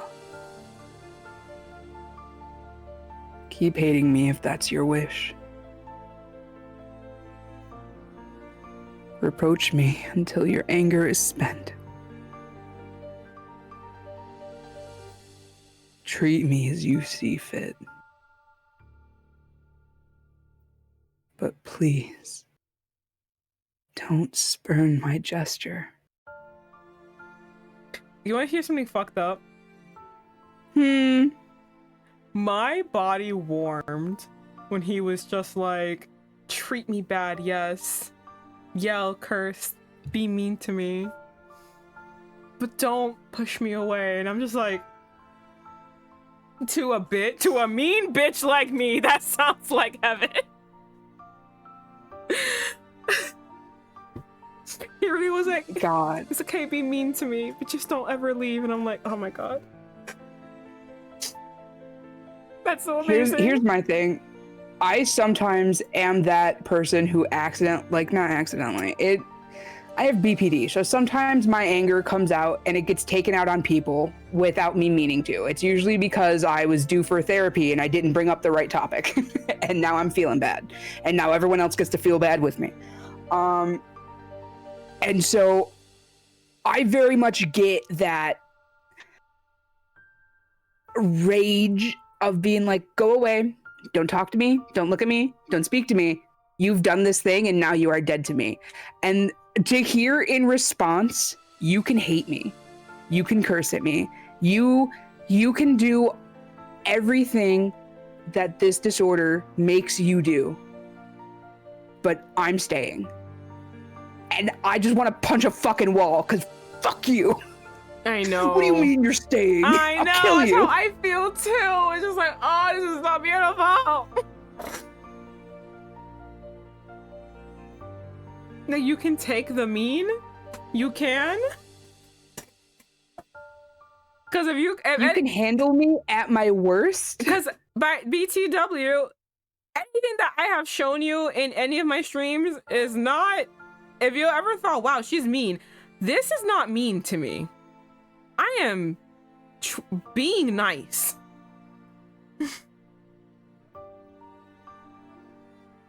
Oh, he bent down. He bent on his knees. He got on his knees. Oh my god, he's at eye level. The coming winter will be especially harsh. You need these supplies. Kill me. I know, me too. You've already lost the color. You've already lost your color in your time I've been away. Oh, because you almost vomited, that's why. Yeah. Oh my god! I know. Miss Seolha. Good news, Lollipop Chainsaw that just came out is on sale. Oh, perfect. I'm gonna buy it actually. I'm gonna, cause like It's only, now it's $4 less. Now it's $40 instead of $44. Yeah, no, what was it? When we were all talking about it, because like we're all poor, right? So we were all talking about it, and then Janice was like, oh, maybe the keys and blah blah. And like, I can probably get it from, you know, one of the sites that you showed me, Franky. But at the same time, I kind of don't want to. I kind of want to get it from Steam because it seems like such a big ass game. Yeah. That like I don't want to take the chance of fucking up the download. Yeah. Sometimes, like with watching stuff, I will 9 times out of 10 use one of my websites for sure. But sometimes if I just want to like be lazy or something like that, I'll dish out the $10 for a month for a fucking Netflix or Hulu subscription just so that I don't have to fucking deal with all that bullshit. Mm-hmm. So I get being like, I think I'm just gonna get it on Steam when I can so I don't have to deal with that. Fair, based, yeah. Because like I played the game before. It is such a big game. It's so big, so fun, like all of the textures and stuff that they need will take up so much space. So it just seems in my head easier and better just to just buy it on Steam. I agree. Miss Seolha, the Empress's tea ceremony will begin shortly. Oh, you have a man. You have this man just on his knees for you, Seolha. Just take him. Attending empty-handed would be inappropriate, but we have no way of procuring an appropriate gift, an acceptable gift.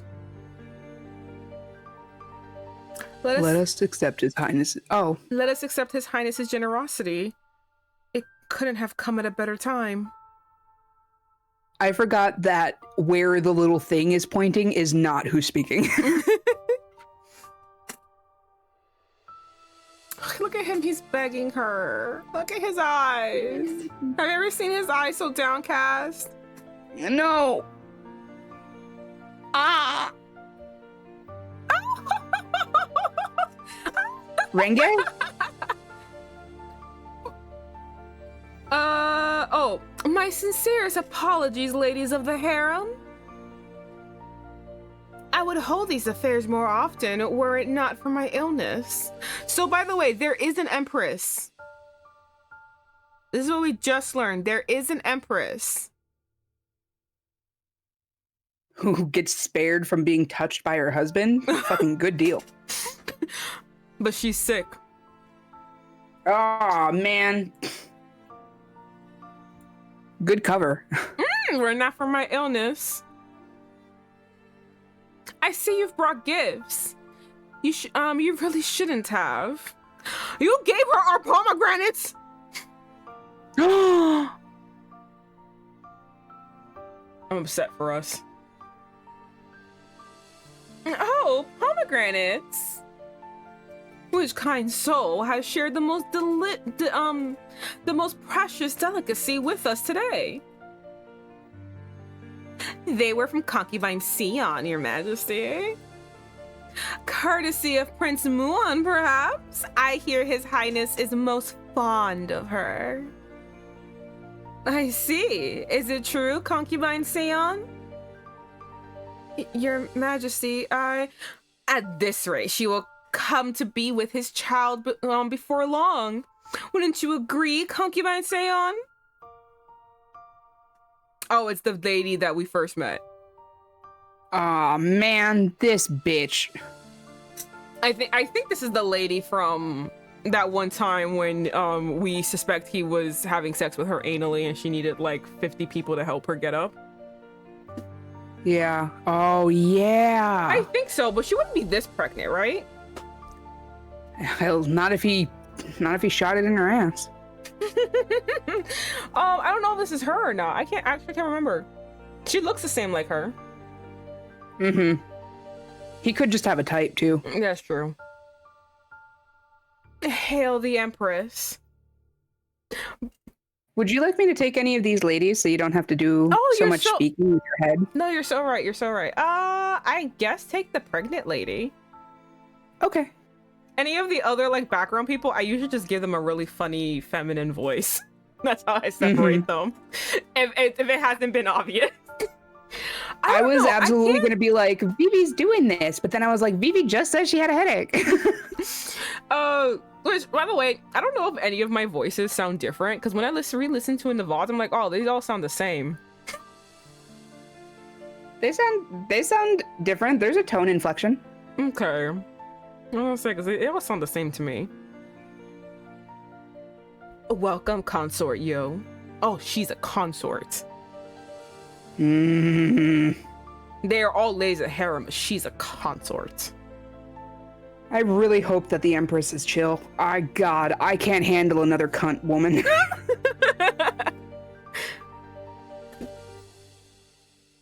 I humbly beg your forgiveness, Your Majesty. I would bow, but alas, I'm pregnant with your husband's baby. Honestly, I don't even think she's mad. Would you be mad? I would not be mad. I'm like, oh, go right ahead, bitch. Taking one for the team, bitch. Thanks a lot. Right? I'm like, hey, just like clapping her hand, like, hey, let's go. Like, do a little handshake, like, let's go, bitch. Literally just dap that bitch up real quick. Just be like, oh no, it's good. Right? Like, take one, pour one out for the homies. Let's go. Appreciate the sacrifice. What's up? It'd be really funny, like if I were Empress here, and then like they're all trying to like do that, and I do like, oh, thank God, bitch, let's go, take one for the team, thank you, keep going. Actually, if one of y'all can have, the boys, so you don't have to do it again. One of y'all can have a son, honestly, bet I'll give you a raise. Fuck it, you can be the Empress. No, because then you might die. Oh shit, never mind, I take it back. Yeah, you might die, so we're not trying to get rid of our status. We're just trying not to do any of the duties. So like, y'all bitches, you wanna have a son? Honestly, I'll give you money. I'll pay you, don't worry about it. Of course, you are close to delivery, are you not? Yes, and I must admit, I feel terribly bloated with this child in my belly. I can hardly wait to be rid of it. One of those fucking, tan beige moms who's just like, oh yes, the pregnancy is so hard, but so worth it. Oh. I guess you missed the I can hardly wait to get rid of it. Oh, okay, well. Surely it can't be all bad. Those who bear the seat of the Emperor are guaranteed nothing but the best after all. I hear you've moved to your new quarters. Oh, I think that's me still. I'm sorry. Oh, okay. I hear you've moved into new quarters. How do you find them? I truly thought this bitch was like being backhanded to the Empress, being like, oh, I hear you moved. How do you like it? This is you now. I was, damn. Right? Oh, the place is just dripping with gold. The ornaments light up the room as bright as day. Goodness, how I envy you. Wait, actually, I think this is another girl. I'm gonna keep saying it as it's the Empress, but I don't think it is her. Goodness, how I envy you. I wish the Emperor would grace me with... Nope, there's another girl. Oh goodness, how I envy you. I wish the Emperor would grace me with a child soon. I feel the same. I feel the same. How I long to move to better quarters. These people, they treat children as a leverage to get what they want. Mom? Stop. This is you. And since the children of the blood are raised by imperial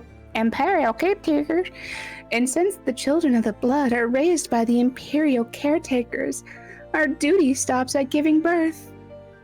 Give His Majesty a child, and a lifetime of wealth and prosperity awaits. Girl, do you know what that's gonna do to your body? But then again, do you know what the Emperor's gonna do to your body? So, like, fair bet. Yeah. She doesn't care. She just wants the money. Which, honestly, look, this is gonna sound so fucking mean. I get it. Oh no, I get it. I get it. Like, this is the only thing you got right now. Like, this is your job. Your job is to get on your back, get a baby in you, and push it out. Mm-hmm. You don't even gotta take care of it, my guy. You don't gotta take care of it. I get it. I mean, You're not being torturing paid?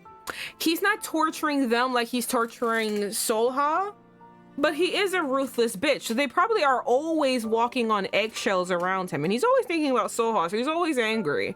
So, like, if you can get pregnant, you're like, that's it. Let's go. Mm-hmm. Just the one. I'm out of here.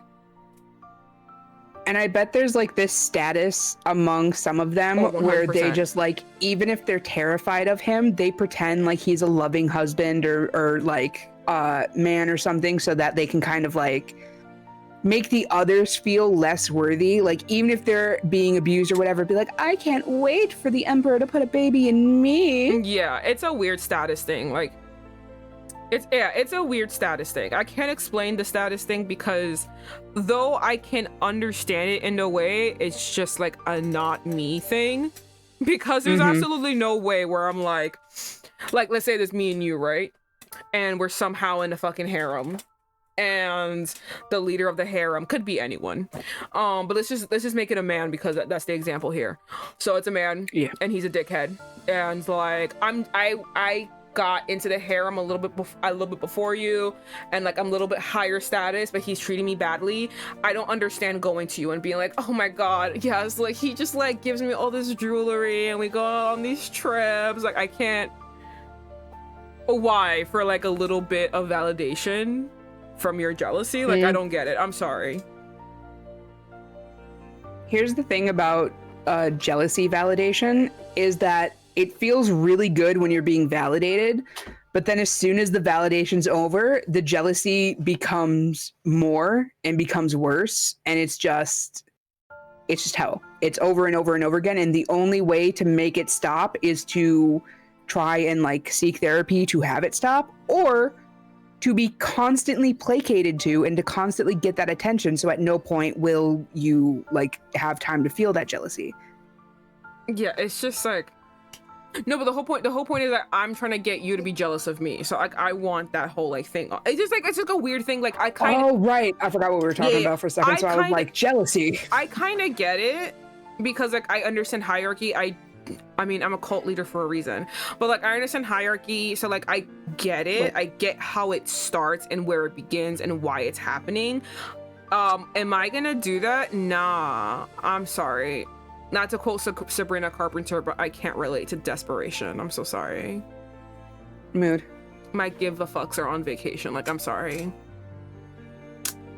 Just truly don't see it. I don't get it.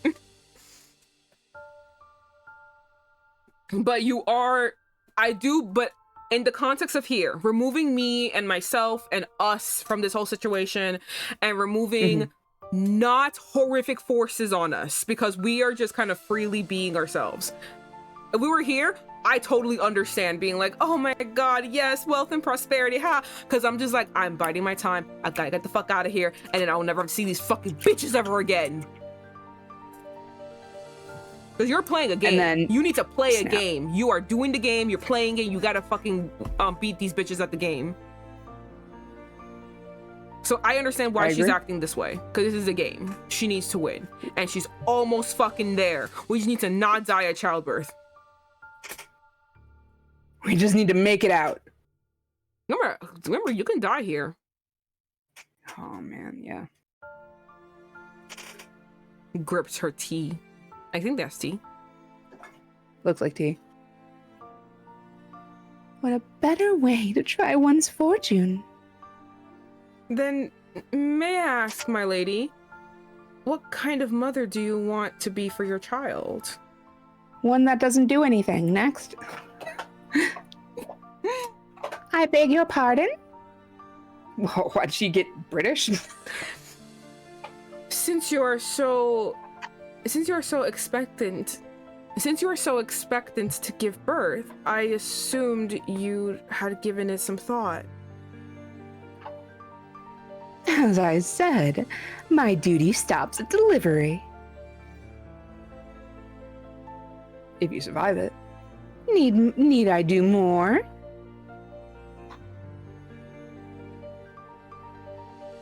Some mothers sacrifice their lives for their children. Consort yo. And you see the wonderful parallel. Remember how she was just chastising her mother and Muon? Mm-hmm. And because, again, like you said, she wanted to be the perfect victim. But now she's squarely in the thick of it. They are putting her like, you are the... And this is not at all what is really happening. But in her head, they are putting her as the cause of everything bad happening. Right? Mm-hmm. And now she's seeing mothers use their children. And now she's seeing this correlation. Her mother gave up everything for her, and they're all trying to siphon shit from their children. I think that it doesn't, I think that what helps with this is that she now has the mindset of a mother, and so now she can kind of understand why her mom did that more versus what happened like 10 days ago when she was like, I can't understand why a mother would do this. Mm-hmm. And now why leave me alone? And now she has the actual like responsibility thrust upon her, and basically the universe is like, what are you gonna do? And she gets it. She just gets it now. Yeah. I think in that moment she forgave her mother because she was like, oh, I would do the same. Yeah, because like now she's seeing all these other women who are also mothers or want to be mothers, and they are doing the exact opposite of what her mother did, and they would probably like throw her to the wolves. Mm-hmm. While her mother cast herself and her people into the wolves, just for a chance to save her. Yeah, I feel like 10 days ago, before the pregnancy, the words it was all to save you we're doing the opposite of what they wanted to do. It was bringing up the survivor's guilt. It was making her feel bad. It was doing the opposite of what they needed it to do.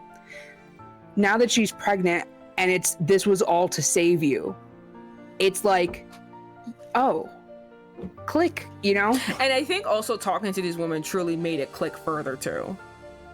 Absolutely. Seeing that like her mindset and her mother's mindset isn't universal here. Because like I'm pretty sure she sees her mother as this callous woman, and now she's seeing what real callousness looked like. Or at least a different type of callousness. In her mind, the callousness was, my mother killed herself and left me alone here. And killed other people just for me. Exactly.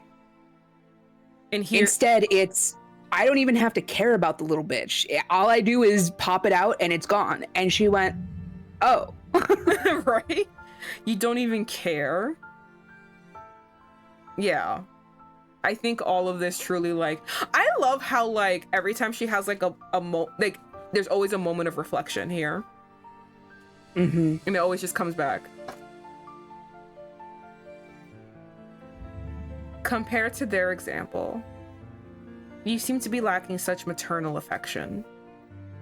Damn, you tell Get him. her. You tell him.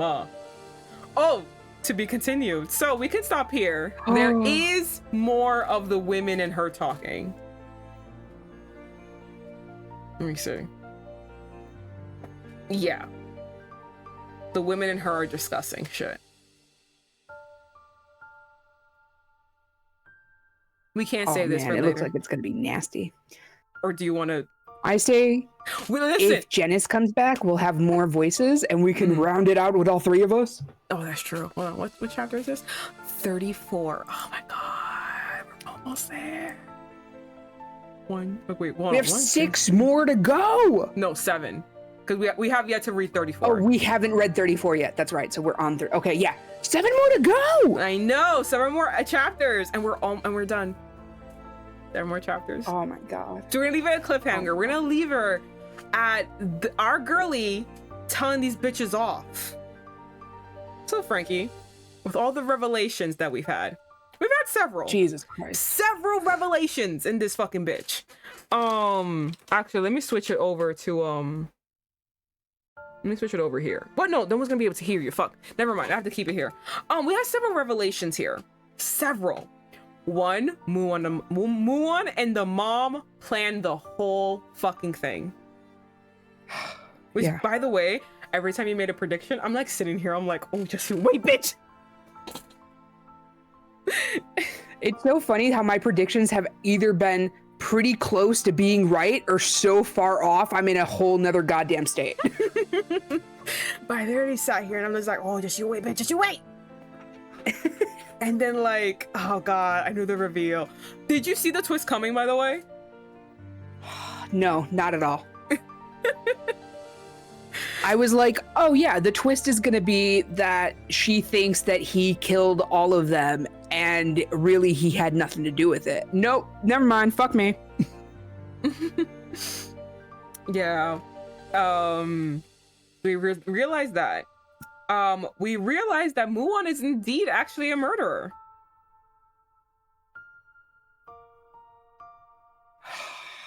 Yeah, but he did it for such pure good reasons.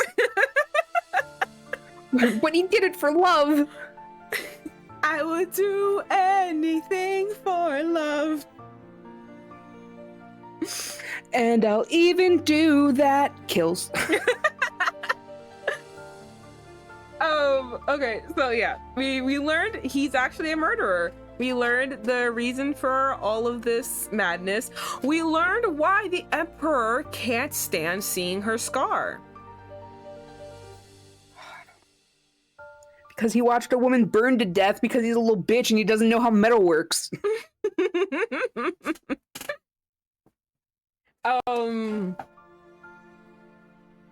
We also learned she's pregnant. With a girl. That one we knew was going to happen at any point, but with a girl.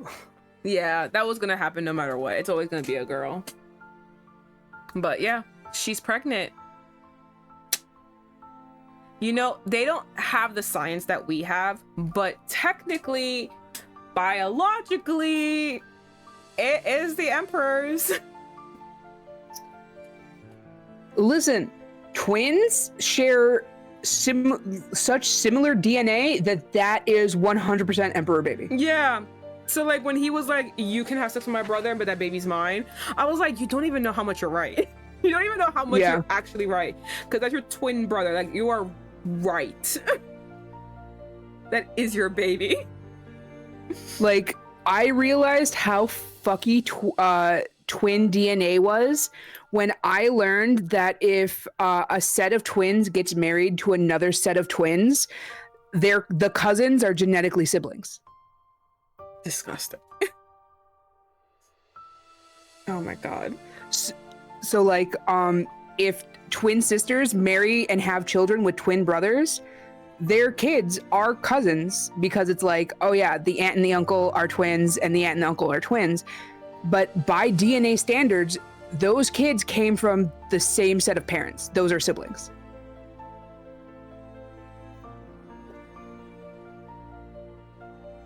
So, yeah, the Emperor has every right to take her. Yep. So, what else did we learn? We learned the Emperor's a cunt. I mean, that one we knew, but we learned it even more this we time. learned that he was a cunt even since fucking childhood. Like, bruh, he's a whiny little bitch. We learned that love at first sight happened both times, and presumably every time in between. Yeah. I do say she doesn't see it because obviously she's going through hell, so... And who am I to say, thank God for this horrific thing that's happened to you? Do you know what I mean? But I will say, I think the thing that is making at least their experience different from every other reincarnation is most likely because she started off quote unquote ugly.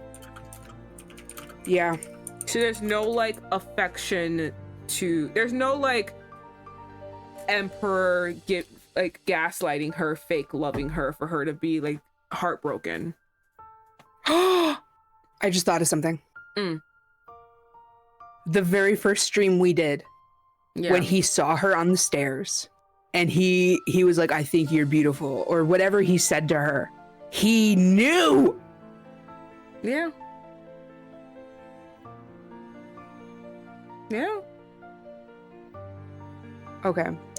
Can I say, I think that there's something a little scary, but also a little hot about someone being a total stranger to you, but them knowing everything about you.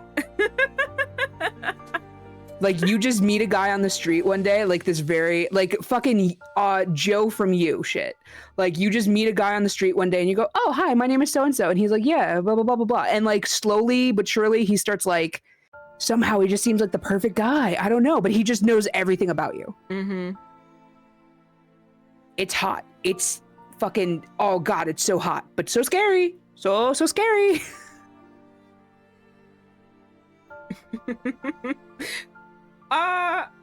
I will say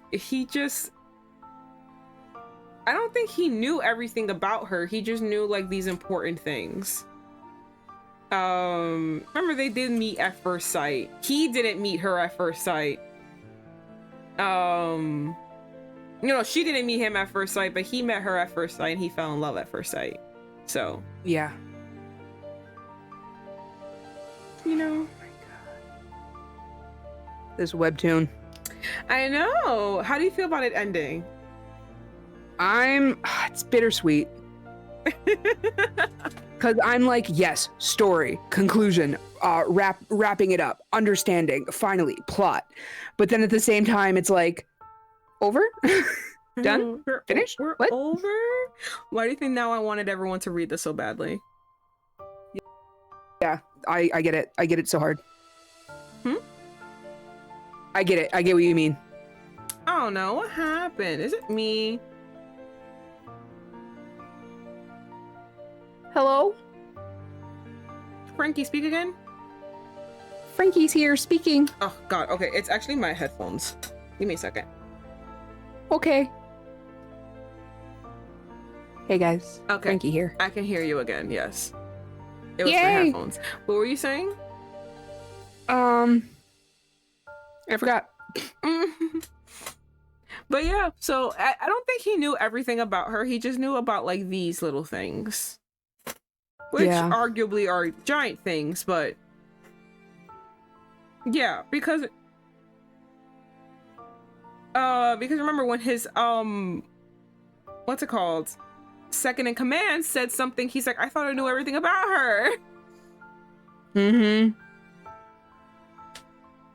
So he doesn't know. Yeah. I understand what you mean. And I agree to an extent. Not the Joe from You part. But I agree. I've only seen like the first 3 episodes of You, by the way, so I don't know how bad it gets. Oh, it gets really bad. It's a stalker fucking thing, so I don't think it's gonna be weird for me to tell you that he puts her in a cage. Well, we already know how Franky feels about that. But this one's different though. This one's actually kind of different. I saw up to the season 1 episode where he finally gets to fuck her, right? And he like 1 second, like literally in and out and boom. And I was like, fantasy ruined. Goodbye. I'm not no more. You thought he was gonna be a sex god? Of course not. I thought he was gonna at least, like, even if he's a 2-pump chump, I thought he was gonna at least, like, I don't know, finger fuck her, like, go down on her a little bit. Like, this is your fucking fantasy, dude, and you're not taking the full fucking advantage of it? Of course not, never. Why would he do that? Men. Can't even stalk a woman, right? Oh my god. Alright, well, I'm happy you had fun, Franky. I'm happy that you had your mind blown on several occasions, actually, during this read. God, fucking blown is an understatement. Your allegiance changed? No, absolutely not. Has your what's it called? Has your affection for Muon changed? I think a little bit. I think there's no longer like a blind lust there. Like, cause let's be honest, look at him. But like, there's no longer like just that pretty man in front of me. Oh my God. It's now just like, this is a man who is willing to do atrocities that he understands are atrocities because he is in love and he needs it, and like he needs her to be okay.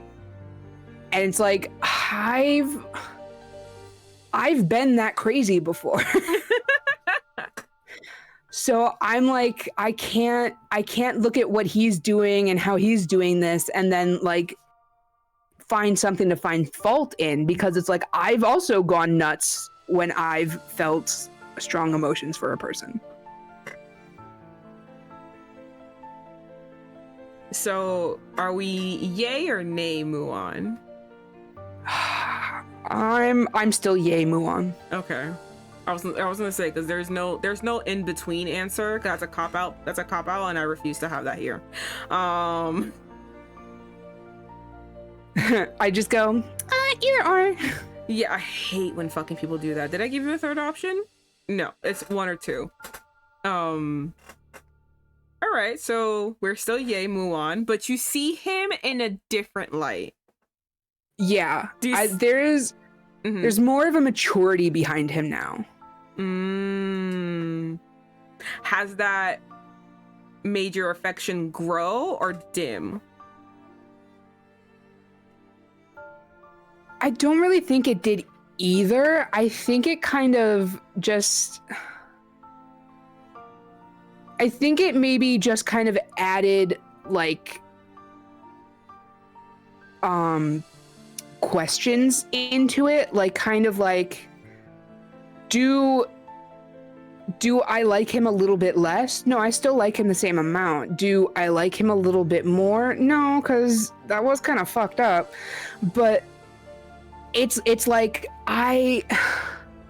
if I was put in that position, what would I do? And I can't, like, if I had the means and the motive the same way that Muon does, I can't see myself not doing a similar thing, you know? Not saying that I've ever killed anyone or would kill someone. I probably would. For legal reasons, that's a joke. For legal reasons, that is a joke.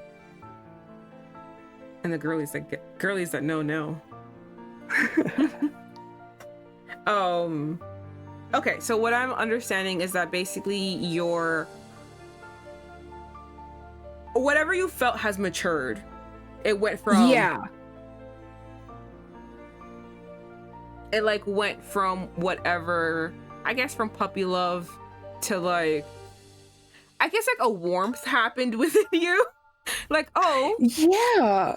It's kind of like, you know how when you see like a really, really hot guy on the street and you're like, I would do anything to get that man inside of me. Mm-hmm. And you like go, okay, here's what I'm going to do. I'm going to like talk to him. I'm going to let him know that I'm kind of cute, kind of funny, kind of quirky. We'll see where it goes from there. And then you accidentally find out that he's kind of funny, kind of cute, kind of quirky. And you go, well, am I still hanging around this man because I just want to fuck him, or do I kind of like him now? Okay, I see. That's what's happening with Muon. Aw, I'm happy. I love my boy Muon.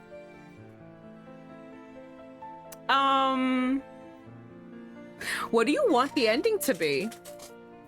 God. We're in You ever 7. seen Chicken Run? Yes. I want them to find a big field together where they all just find like it ends with the Emperor. I don't want the Emperor dead. Oh, As cathartic as that would be, I don't want him dead. Uh-huh. I want him miserable. I want everything stripped from him. Okay. I want him to be alive and know the misery of no longer having the power. Uh-huh. And I want Seolha and Muon and their little baby girl and their surrogate mother, Unjan, to all not live in the palace. I want them to have like their own little space and like live outside of the palace walls. Mm-hmm. And I want them to just live happily ever after. And the prince be fucking, I don't know, miserable either in the dungeon or like set to be a servant or something. Okay. Give me that Cinderella. I will say, if you get rid of the Emperor, someone needs to take the Emperor's place. Oh no, Muon would still be emperor. They just wouldn't live inside of the walls. They have to live Because she's in the already been palace. imprisoned there. The palace? What are you talking about? There's only one palace. He's the emperor. He can live wherever the fuck he wants. Oh my god, okay. All right, okay. Well, I see your plans. I like them, and we'll figure it out in in 2 weeks when hopefully we get Janice back. We'll figure out what's happening. Janice, we miss you. Janice, we miss you. Hopefully we'll see what happens. Oh god, the next time we come together, and hopefully we're able to finish it. Oh god, next time we actually read this, we are gonna continue on until we go. Yeah, we're gonna continue on until we finish because we can. So I hope everyone enjoyed this. Thank you, Franky, for joining me and reading this lovely manhwa. And sitting here and being like, wow, he could kill for me. I just get it. I think I agree with you. My love for him kind of matured. It felt like a warmth because it was just like, oh, you're not just hot and nice to me, I can trust you too. Right. It's like, look at the levels that you would go for me. Like, you didn't just start killing deer and bringing in lumber to make my life better. You've been going out and actively like traveling the country to ensure my safety. Mm-hmm. And that's really nice. Well, thank you, everyone. And in 2 weeks, we'll finish this, the grand finale, the grand conclusion. We'll get to see what happens. So we'll see if Franky's correct and how the manhwa ends. I already know how the manhwa ends, but I can't wait for everyone else to see it. And I will see you guys tomorrow, where we're going to be playing Corpse Party. Ah! I know! Have never played it. Can't wait to start playing it. And yeah, so I will see you guys next time. Goodbye. Bye, guys.